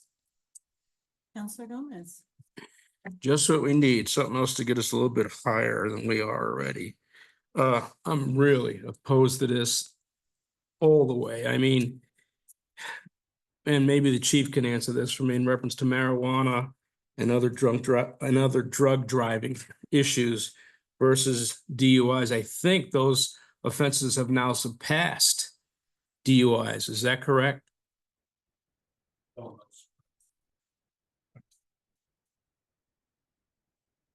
Yeah, would there be a test? What's that? How can they test for it? Ask them. There's different identifiers for each, but I don't get it. We're the seventh state. We're the seventh state that probably shouldn't be doing it. Second. Oh, you said second? Yeah. Only the second state. Wow. So I don't understand the logic behind adding more problems when we're low on law enforcement. We're low on those interdiction or intervention programs to stop the abuse of this. I'm not saying, people don't have the right. I got it. But I'm just saying, why are we doing this at a time like this? I don't get it. Well, I mean, Counselor, I understand your concerns. This law was passed by the state electorate and, it is here and it's what we have to deal with. So we're trying to figure out ways to deal with it and anticipate what's coming. I understand, but we have enough issues with what we're dealing right now. Marijuana is not the same marijuana back in the 60s and 70s. It's topped off with fentanyl. Who are we kidding? We started out with medical marijuana, then it went to recreational. Come on, it's always an advancement assumed. Pretty soon we're going to be doing heroin in the backyard. It's nuts. Please don't do it. I guess we don't have a choice though. Correct. We don't, because they have taken away our home rule city authority and they have put this in place like they have with the needles and the other laws that we are oppressed by. Yes, Counselor Martinez. Yeah, I do want to clarify what Counselor Meister just said is, given that municipalities cannot regulate per the state statute, is that, so we automatically have to opt in? Yes. Mm-hmm. Are there any other cities who have already done this in Colorado that have already placed There are parameters? regulations already. Parker is one. There are a few other cities. A lot of them are kind of in our boat where we're doing it now. There's a few different ways to look at it. There's the zoning stuff, there's the criminal stuff. It's not really, the state law says that we cannot make it a regulation where, it's only zoned for a certain zone and that zone doesn't exist in the city. It has to be allowed. Well, given that we can't necessarily opt out of it, what's in our control to regulate then? Time and place for zoning. So, and that's in the zoning code that will be proposed. And then the use under 21, the public use, the storage, that kind of thing. Okay. What's the other state that's passed this already? Utah, is it? Oregon. Oregon, excuse me. And No, what's no, the we state? Interview with the youth, sorry. What's the state that's on the ballot tomorrow? It was one of the East Coast states. I think it was Georgia, to Did- be honest, easy. but I'm not sure because I was more concerned about our rules. Okay. Do you know how much it would cost to go into a clinic? So the only statistic I saw on that was Colorado Public Radio said that it would be $5,000 to $6,000 To go into the clinic? to go into the clinic. Yes. Are we taxing them? It's just a regular tax, just like a use tax. And What be- part is service and what part is product, but I am by no means a tax expert. And because we cannot regulate more, we can't place an additional tax on it? Correct. Like an excise tax for marijuana? Correct. So when Oregon passed this, what year was it? Do you know? I think it was the year before we did, maybe two. And they have changed and they call it recriminalizing. They decriminalized They decriminalize, drugs. it's still decriminalized, or psilocybins are. Because just earlier in this year, they recriminalized everything that they had decriminalized. I don't think that applied to psilocybin Okay. or marijuana, but the other scheduled narcotics, you're correct, they did recriminalize those. Yeah, because they found out it didn't work. None of it's worked. And there's not anything that I'm sure there's something. I mean, I guess it'd be pushing the envelope, but there would have to be something. I mean, can we put these, when we're zoning for them, can we just put them out maybe by the wastewater plant? Like we could zone just that area? According to the statutes, no. No. We're not so sure that they're going, given the price for each therapeutic session, we're not so sure that there's going to be that many in Pueblo. There's the problem of personal use being legalized and that would include personal growing versus the practitioner side, the business side. So are they allowed to personal grow like they are, aren't they licensed for like 6 marijuana plants or something like that? Are they allowed to do that? No, it's personal use. That's all it says. Okay. Counselor Flores.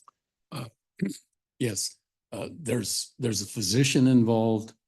There's a producer involved. And the question is, what types of medical episodes or illnesses Gotcha. does this drug now, I guess, I solve? I apologize. I didn't say that. I meant to. It is not doctors. In fact, it's just somebody who's licensed practitioner. So they have to go through a class with the state regulation agency and get a license. So it's not necessarily a doctor, Thought I saw Um, physician. not a physician, on- no. but did I- Not necessarily. It Okay. could be a therapist, it could be a social worker. Okay. But it is to, the theory is it helps rewire brains for PTSD, depression, those kind of illnesses. Right. Chief, have we seen, in your career, can you give us a guess as to how many people were stopped or arrested or prosecuted for having this type of drug? Yeah, I was in narcotics for 10 years and during the time that I was in there, if I arrested 100 people, maybe 10 of them would have had psilocybin mushrooms. And that's a guess. It wasn't very common. My fear honestly is just like with the marijuana situation that once you open that box, it's going to be all over. I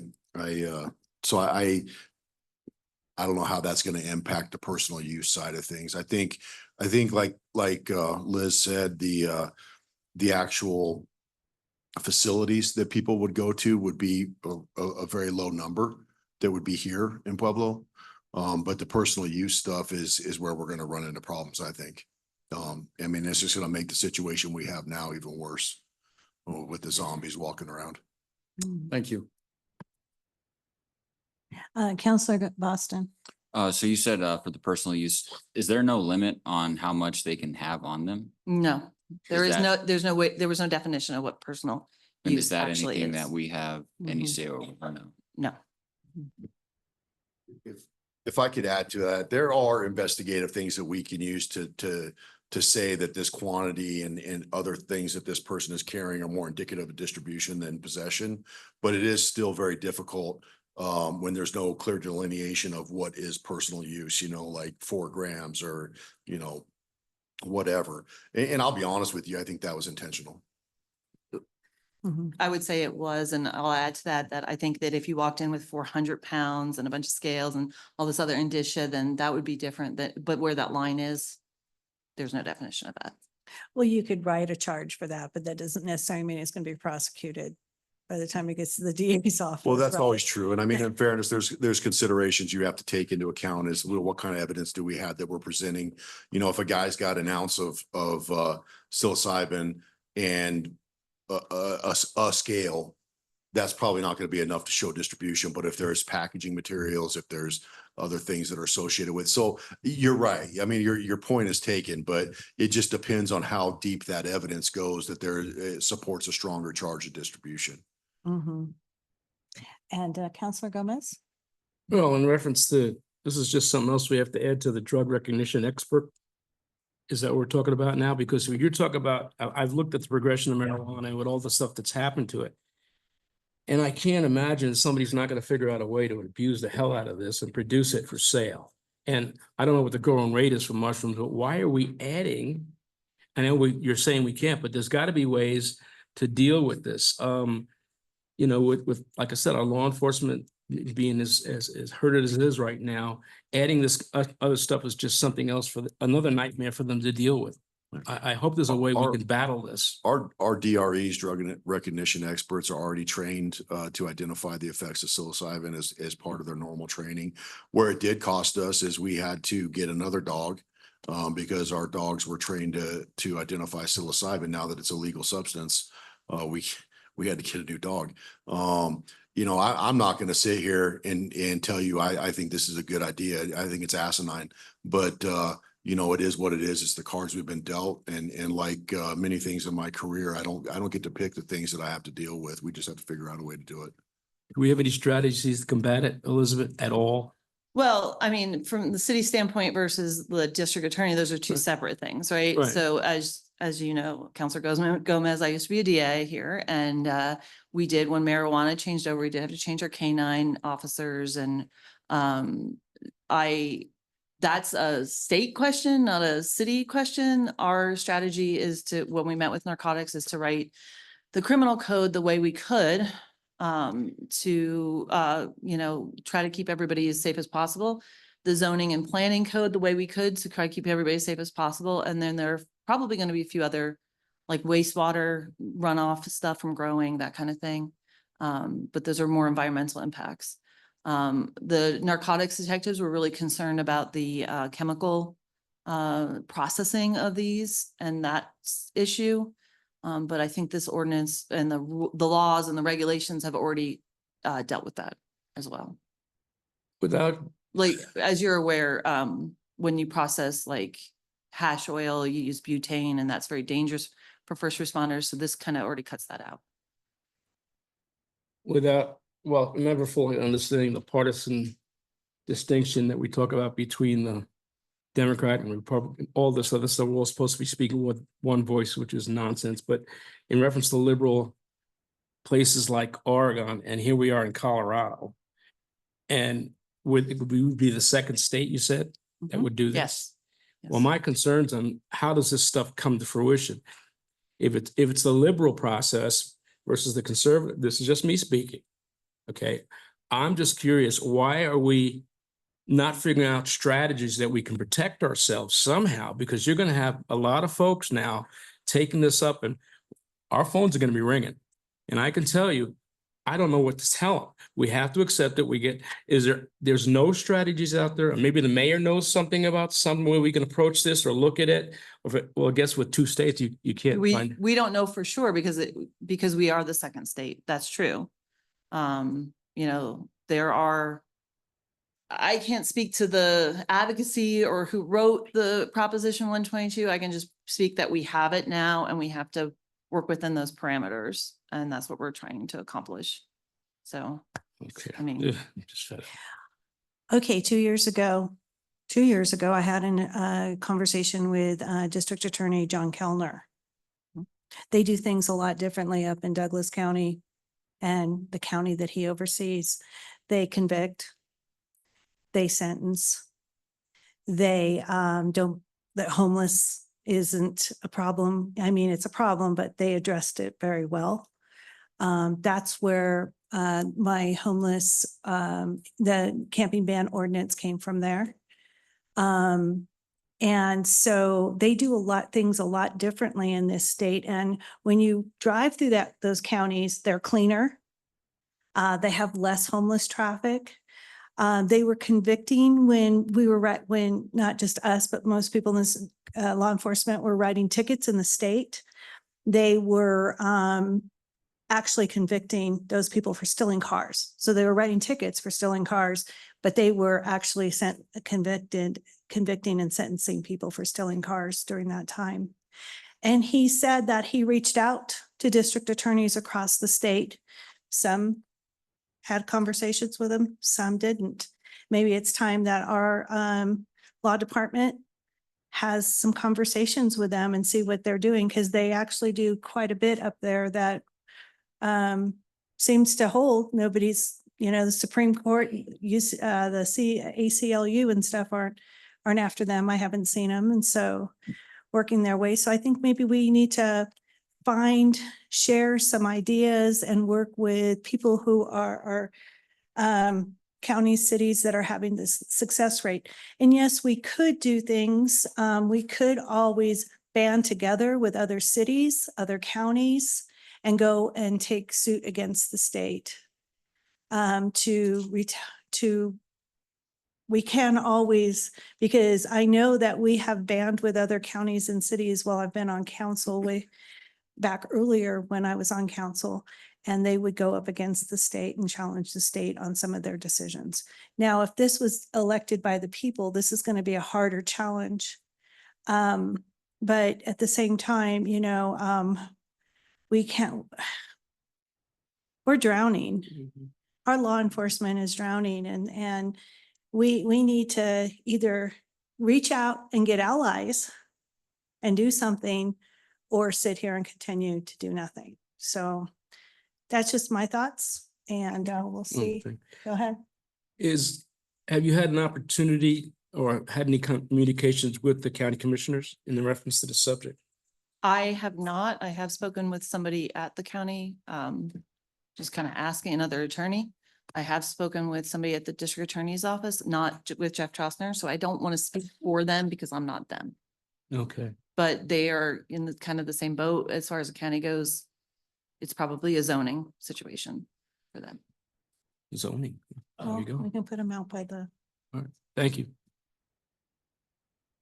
so, okay, well, if that's everything we have for this evening, when it comes to this issue, subject, we'll go ahead and we'll move on to, if anyone has any questions on the 2025 budget.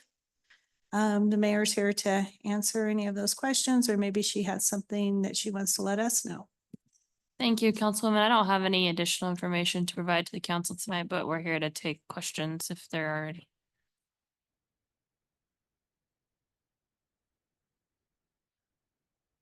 Anything from council? Well, I know that we're getting a lot of calls in regards to the nonprofits. It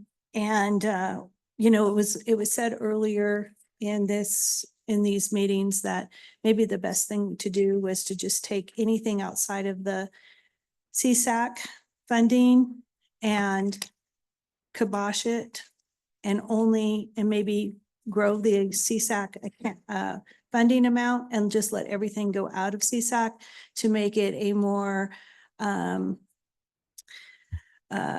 it doesn't put anybody equitable. Yes, Process. I don't like that word, so I don't like to use it. But yes, So- because you're getting your department's being criticized, we're being criticized as like we handpicked these, and maybe it's better for the community. We put everything back in CSAC's hands. I do think CSAC needs a little bit of revamping. But I don't know how council feels about that. But it just seems like it would take it away off of all of ours and it would just make it more fair. Mhm. Just What I can say to the councilwoman is for the non-departmental, just the straight donations, not the contractual amounts. That total is 755K and 490 of those monies go to CSAC. Mhm. So the only remaining amounts that's being funded through the budget process to the 14 nonprofits is $265,000. So if the council wanted to move that 265,000 to CSAC and have an equitable process to where everybody would apply through that, that would eliminate the 14 nonprofits that are up for funding in the 2025 budget. The CSAC deadline has ended for 2025. So my recommendation would be potentially looking at that for 2026 because we're so far in the year at this point. And we did a thorough report on each of the 14 that we did Mhm. grant the funding to for 2025. So Mhm. that would be something that we could follow back up on for 2026, but they would potentially lose funding for 2025 because a CSAC deadline has already expired. Yeah, but we're talking about being fair because there are people who applied outside of CSAC for the directly from the city and they're not getting any money. There And are a so- few, some of Mhm. them did apply through CSAC as well. Mariposa being one of them. Their CSAC request from 2025 was $200,000 and their request from the city was 65. So there are some of these nonprofits that applied dual from CSAC and non-departmental funds. Any, Counselor Flores. I would be totally opposed to separating, our obligation as a city council, both you as proposing a budget and us amending it if we see it's necessary, and including that responsibility and throwing that to CSAC. CSAC is a cooperative agreement with the county of Pueblo, and it's a completely different animal.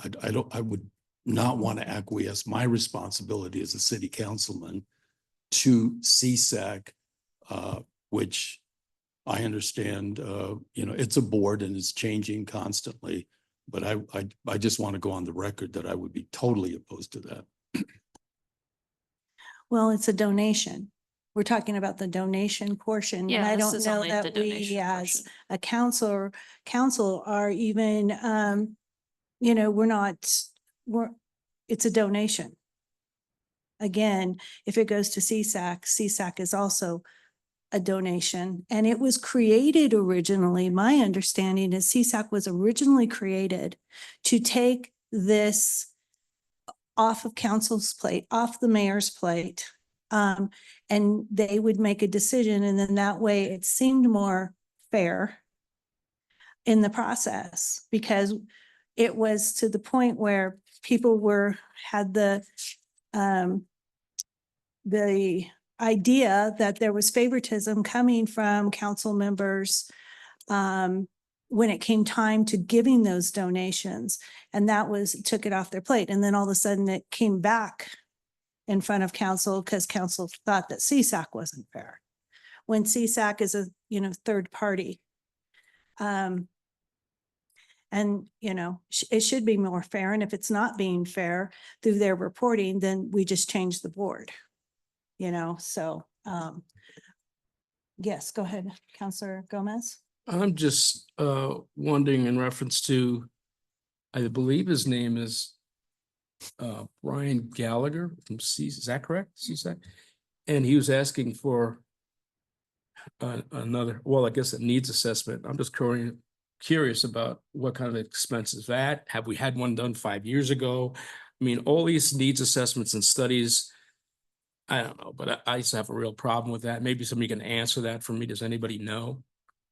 I think Mr. Hobson can talk a little bit more about CSAC, Mr. Gallagher's not here tonight, but that was a request from the CSAC board, not specifically Mr. Okay. Gallagher. Thank you. I sent you all an email, I think, last Monday night from Mr. Gallagher, giving a little bit more of the description of how CSAC works, but Mr. Hobson can answer Yeah, any good additional evening. questions.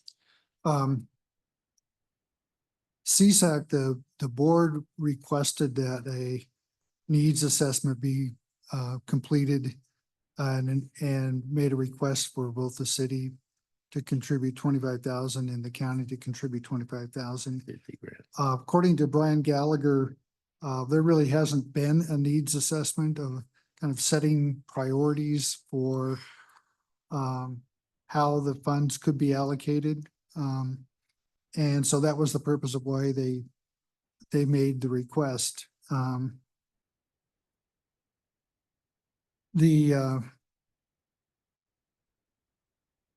What their feeling is that the assessment could also look at if funds were contributed to certain organizations, were those contributions and were the services provided by those organizations, were they looked at as a positive to both either the city or the county, and were they potentially services that if they were provided by either the city or the county would add additional expenses to your annual operating budgets? Or were they contributions that in essence might even increase expenses by the city or county? That hasn't really been looked at. And that was one of the things that they were suggesting to be looked at as part of a needs assessment.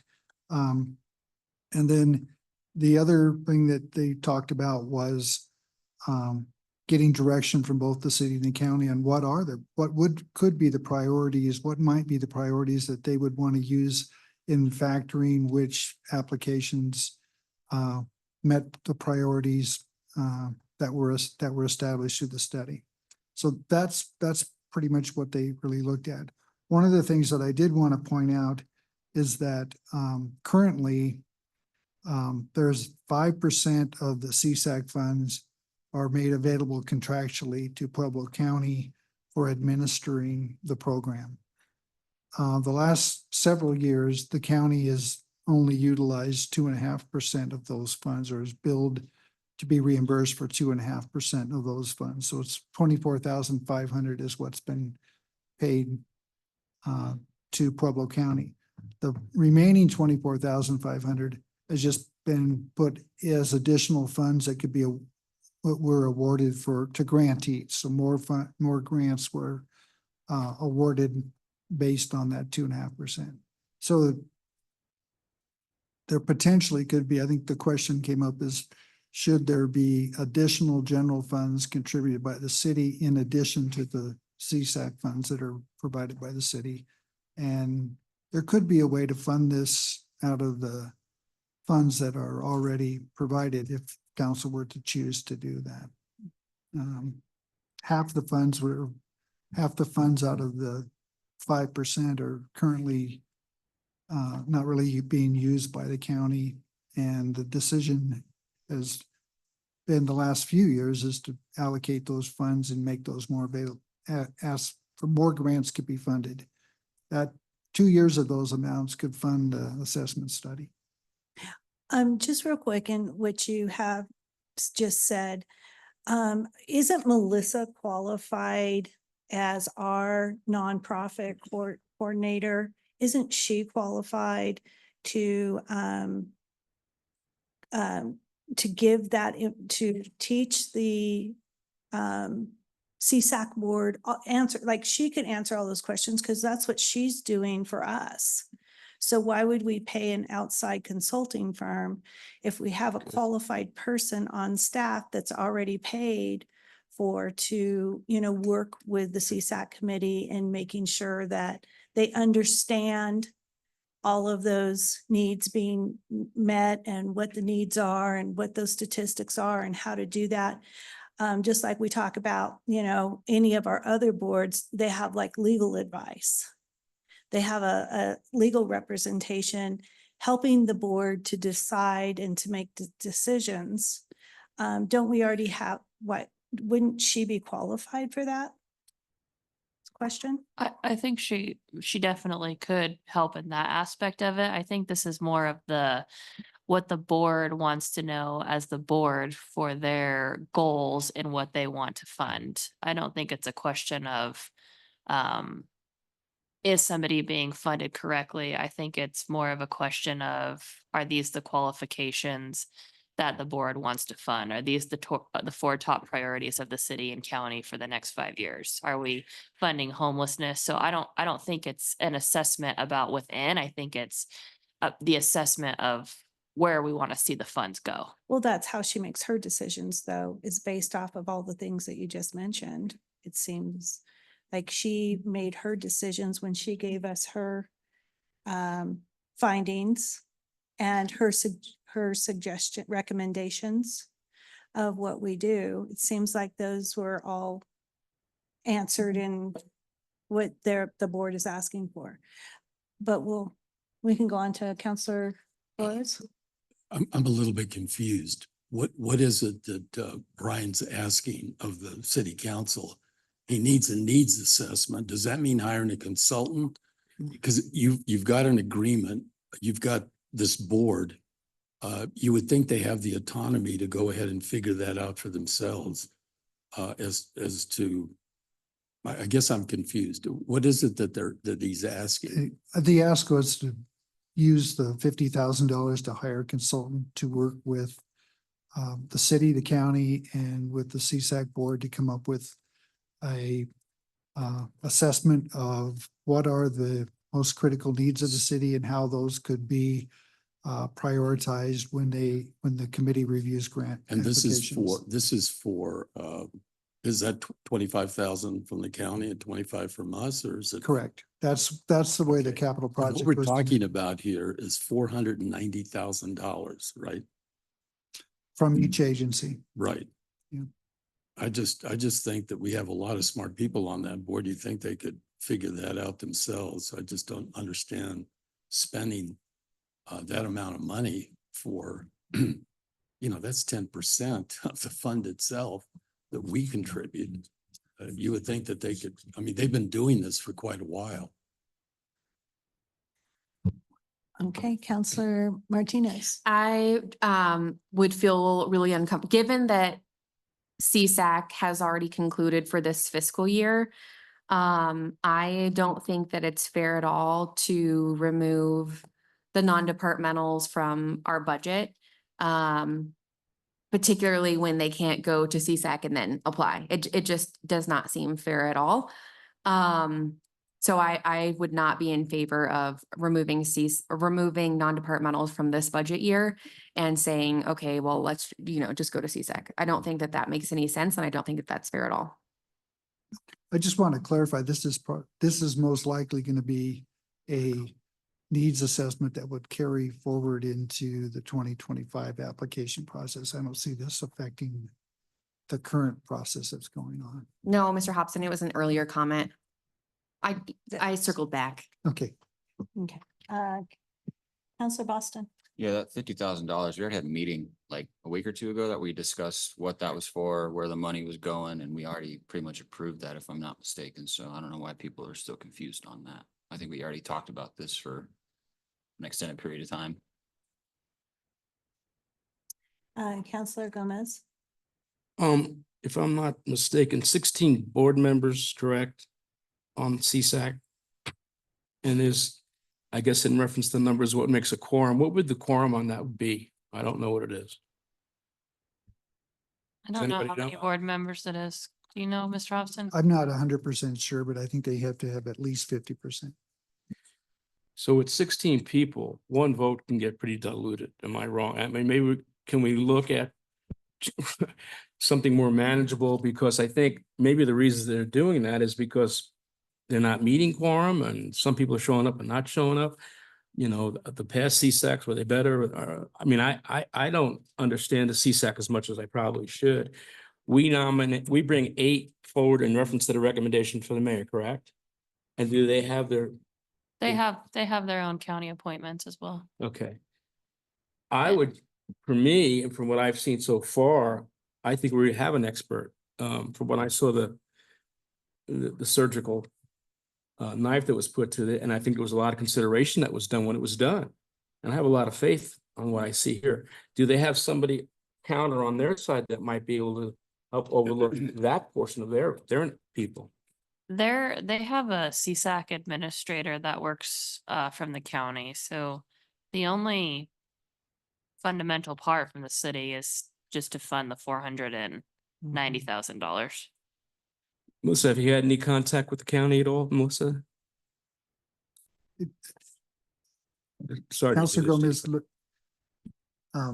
before, really, the county has the 2.5% that they've been reimbursed have been basically through their finance department processing the payments. Their administration and oversight of CSAC has been very limited in the past few years, and they haven't been charging because they really have just been, from a financial standpoint, administering and distributing the funds that are. So when you say limited, that kind of perks my ears up a little bit. A nice way of saying they're not as involved, or without getting too political here. When the program was transferred to the finance department of the county, the actual interface with the CSAC committee was reduced. They certainly are overseeing it and distributing funds and doing that part of it, but the overall guidance and the work with the committee has been limited. So if you have a counterpart, Melissa, at the county, and we have you had discussions at all with them, or have they asked you, or have you said you'd like to come meet with them? How does that work? Yeah, so we have been trying to make sure that this was all coordinated with CSAC for the reviews this first year. This has been done somewhat minimally just because of the timelines of CSAC and the non-departmentals when I came on board. But what we are really trying to do is make sure that we have this communication, that we're not, over subsidizing one organization over the other. At least that was the immediate goal this year. These conversations, I'm really glad that we're having them for next year and how we can improve this process. And that's something that I will absolutely be looking into as well. I go back to my first assertion that maybe the board is 16 is a little bit unmanageable. Is there any recommendations, maybe 13, maybe 9? I mean, I don't know how that works, but from the experience of people that are in this dais, is 16 a little bit large, or am I looking at it the wrong way? I think there's 14 board members. 14? Yeah. Sorry. It's a larger board. Is For there sure. something that's more manageable from your opinion? It could be, but that would have to be changed at the board's direction. That's not something that I would change. Thank you. Okay, just one last thing and then President Aliff, but yes, we have talked about the study that they want, the assessment that they want, but we have not voted on it. And until they bring it in front of us to vote on, it's not set in stone. So when they go for the assessment, when they get their contract and they want to award that contract, council has a time, at that time, they can decide whether they want to vote for it or not. Yes, correct. This was a capital improvement ask of $25,000. So essentially it's $25,000 set aside for the 2025 budget, and they would have to come back to the council in order for those funds to be spent. Okay, and President Aliff. So the deterioration, I can understand why they need the needs assessment. The reason that they need the needs assessment is because they're thoroughly confused about what their mission is and what they should be doing, and what does the city want, what does the county want. So once again, I mean, sometimes I feel like it's Groundhog Day because we keep going over this and over this and over this. But prior to 2000, I think it was in 2000, whenever we had the agreement with the YMCA, that we were going to pay $250,000 a year for 10 years, I believe it was the agreement that we had with them. Literally, if you go back and you look historically at the budgets, the only two line items on the budget was the state fair and the YMCA. When CSAC was created, the county and the city literally gave them the money. They instituted the system, and all nonprofit funding went through CSAC. If CSAC didn't approve it, it didn't happen. They didn't come back to city council. They didn't go back to the county commissioners or whatsoever. What was said earlier was right. Several city council members felt that the CSAC funding wasn't sufficient, or the board wasn't acting in a fair way. And they felt that some of the nonprofits that they were very close to needed to get some extra funding.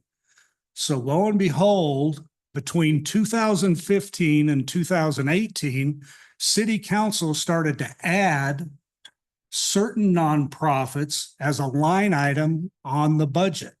I can think of La Gente and a few others that got added. And so In 2018, when we elected a mayor, the first mayor, was it 2018, I believe, was the first year? Yeah. So 2018, if you historically, again, go back through the budget, the 3 or 4 or 5, I can't remember exactly, There's 7. line item nonprofits ballooned to 15 or 20, like within one budget cycle. And we sat here and said, well, what the heck's going on? How come this is happening? And it not only ballooned, they became a line item. So it wasn't necessarily that somebody came before us and said, hey, we need $20,000 to get through the year. That wasn't good enough for us as a city council. We said, not only will we give you the 20,000, we'll give you 20,000, 25,000 next year, 40,000 the next year, 65,000 the next year. It just kept going up and up and up. I remember specifically in 2018, CSAC coming to a meeting. I believe Barb Vidmar and somebody else was on CSAC at the time. They came to a work session and literally asked city council, what the heck are you guys doing? What do you want us to do? Either get rid of CSAC and city council do it themselves, or allow us to do our job. Because they turned down somebody. That group would then come to city council, and then city council would say, oh, no problem, we'll give you the money. So it created this dysfunctional dynamic, if you will, of how we handle our donations as it goes through the year. And historically, over the last 6, 7, 8 years, it's really gotten out of control. And maybe it's not out of control. I can't necessarily say that. But if we have an entity like CSAC in place, okay, they have too many board members. We have an IGA with the county to run CSAC. All we have to do is sit down with the county commissioners and say, listen, what are the problems with CSAC that need to be worked out so it becomes more efficient, that it's able to do its job better? Maybe it's only 7 CSAC, maybe it's 5, maybe it's 11, maybe it's 10. I don't know how many that should be, but they should have clear direction on, we give you all of our money, all of our donation money between the city and the county, and you guys vet the entities and decide which ones they are, and whatever they say should be final. Instead of us going back and saying, well, I don't think that was fair. I don't think that they did a good job of that. Or we quit contributing to CSAC. We decide how much we're going to donate on a yearly basis, and we spend 6 months like CSAC does, or actually the whole year, sitting here vetting nonprofits to see who you want to give a piece of the $1 million or the $850,000 or whatever. I believe that the county and city felt at the time, if we each put in 800,000, they have 1.6 million as a group. And it was going to be very focused on, they had more money and they were able to address several, rather than just, if we only had 800,000, we're limited by how you could spend the 800,000. So I know that doesn't solve the problem for this year, because again, we're too late to the game of trying to make any substantial change to the way CSAC is operated, or how much money we're going to give them, or so on and so forth. Quite frankly, the way that the budget's written, the recommendations that were given to us, I believe were carefully vetted, and that the recommendations are well done, and we should probably live with that. But beginning in January, probably beginning now, is getting together with the county commissioners and deciding how are we going to, next year we can't go through this, in my opinion. It's just crazy. We either decide we're gonna bolster CSAC, and we're gonna support CSAC, and we're gonna give them a clear vision and a clear mission statement to take care of this, or we drop out of CSAC and we just do our own. But one way or the other, it's got to be one or the other. We cannot continue down this road. And it's not fair to the services like Mount Carmel sitting back there. It's not fair to them to say, well, you know, we had some money, but we're not going to give you any now, or it just drives them crazy. It would be nice if they had one place to go. Here's the cash. And as long as the vetting process goes, okay, they can count on some type of funding. If not, that's just the way it goes. So all I'm saying is that's how we should go. It would just be more chaos I think you have a good idea of, there shouldn't be any line items for that. It should all be at CSAC. But how do you do that now and turn around? And I guess you could do it. You could say, we're not gonna do any. We'll bolster our donation to CSAC to the 700 and, is it 750 right in there? 750, 755.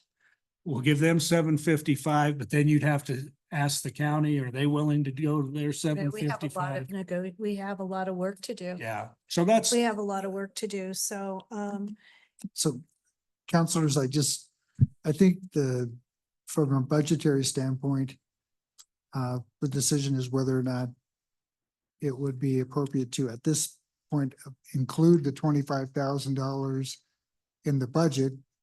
And then there will be a point in time that an agreement would come forward back to city council between the city and county, if you were to actually look at hiring or working out an agreement for the assessment. You would still have the opportunity to either approve or not approve that agreement. But you likely would not have an agreement if you didn't have funds budgeted. So the decision would be whether or not to include that in the budget this year, and then look at whether or not it's worth, that buys some time to work with the county to determine whether or not you really would want to do this. The 25,000 sets the funds aside in the budget if you choose to make that decision later on. Mr. Hobson, isn't that already in this 2025? So it's already in here. Correct. It's in the mayor's recommended budget. Yes. So- So this is the proposed budget and it's in here. Okay. Yes, Councilor Gomez. Yeah, in reference to CSAC, and just like I said, as I'm getting more familiar with the process, but I guess the prestige of being appointed to some of these, and I don't know what the qualifications are for the CSAC board.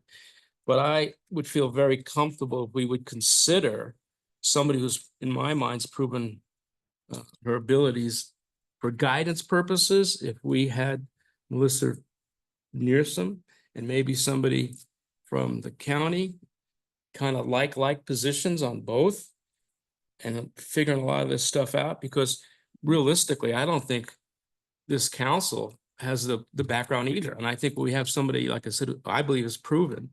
And I'm just hoping we can get through this logically. That's all I'm looking for. So I'm not trying to be a pain in the butt. And sir, that there is an agreement on how CSAC is managed and administered. And if we want to go back, if council wants to go back and revisit that, you could look at the role of the city and the role of the county with that agreement. Yeah, that's what we're talking about. I will reach out to the county tomorrow and maybe on my way home, because we're not here till midnight tonight, on the way home, and get it set up where we start Sure. this process of talking to each other and sitting down and making this happen. And so we'll put that into a work session? Yeah. Okay. Yes, Councilor Martinez. As we're talking about changes for next year, I want to also circle back to having our contract negotiations all with our our contractual Non-departmentals. places also have a tangible dollar amount like HSPPR. And I don't know why it took 3 years for that to click for me, but I do think that if we have actual monetary values attached with all of those contract negotiations, it'll help them plan their budgets, at 3 years at a time. Right. So I guess it would also prevent, the hysteria of like, oh my God, we're not going to have funding from the city. And what does that mean? So I don't know, Mayor, if you've given that any thought, but I do think it could help. I think that it's a must for any of the service providers that provide and that have a contractual agreement but don't have a dollar amount. I think that that's something that we can work at. HSPPR gets a 3% increase every year. That's why we don't have a lot of conversation. That's what they agreed to. So every budget cycle, if these non-departmentals had a contractual dollar amount, we wouldn't be going back and forth every year on a dollar amount for them, because it would be within their contract. I do think it could help just for sustainability too. And kind of help that transparency in our relationship of, this is what your base rate's going to be. And then you could expect a 3% increase for the next 3 years.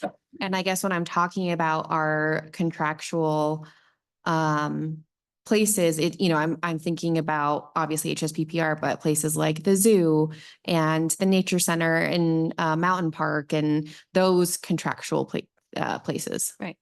Okay. Alrighty, so we're going to add Counselor Martinez's childcare to the 25th, Brian, to let Tracy know. Okay, and then I already had the slides ready, baby. Oh, good. Good. You should have had it scheduled earlier. Yeah. Yeah. So everything's been full for so long. It's not even funny. So, we have that and anything else from council before we adjourn? All right. So you will see the proposed budget that I've presented to you with no adjustments, first reading on November 11th. Mm-hmm. Yes, there has been no requests made as far as adjustments to I've not to your received any proposed. requests from any council members. Mhm. When's the deadline? It was sent to the agenda center on the 31st on Halloween. Mhm. So there will be time, you can have conversation. You could try to make an amendment on the actual council meeting if you have the support from the other counselors, but you will see it proposed as we've been talking about it for the last 5 weeks. There are no adjustments that we have made do the administration, all the numbers are the same as what's been presented to you this far. And that is November 11th is That's the the first reading. first reading. And also, there has to be a consensus from council. So if a council member wants to make an adjustment, then they have to get a consensus in order for the adjustment to be made. And like I said last week, if you're gonna make an adjustment, if you just let me know beforehand so that we can, I mean, that's how I've seen it done in the past 2 years. You can still amend it. But the Mhm. process is really to file and, well, to, at first reading, you could ask for an amendment at that point. If we pull it out, we discuss it. Or at the on the 25th, we could also foster an amendment. And if you have the votes, that would be included. Those would be the changes. correct. So there is no deadline to get, except November 25th. Correct. make it I mean, it would just have that's all been I- nice, Right. you know, after we've met 5 times to have budget discussions, if there was gonna be amendments, that we have dollar amounts ready because the budget has to be passed by November 25th. Mhm. So as the staff, we would need to have information ready for the council. Does that make sense? Just so we're not running around with our heads cut off and we're prepared for you all. So if there are gonna be, again, if you could just send them over to us before, we can send them out to the council so that questions can be answered. And we can have information prepared if you're going to make an amendment based on something. We just want to make sure that you have all the information. Okay. All right. Well, with that being said, it's 7:46 PM on November 3rd, and we are adjourned.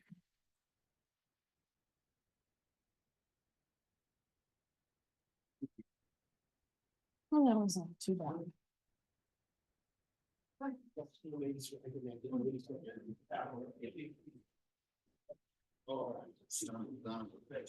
Oh, my goodness. Are you complaining? Don't complain.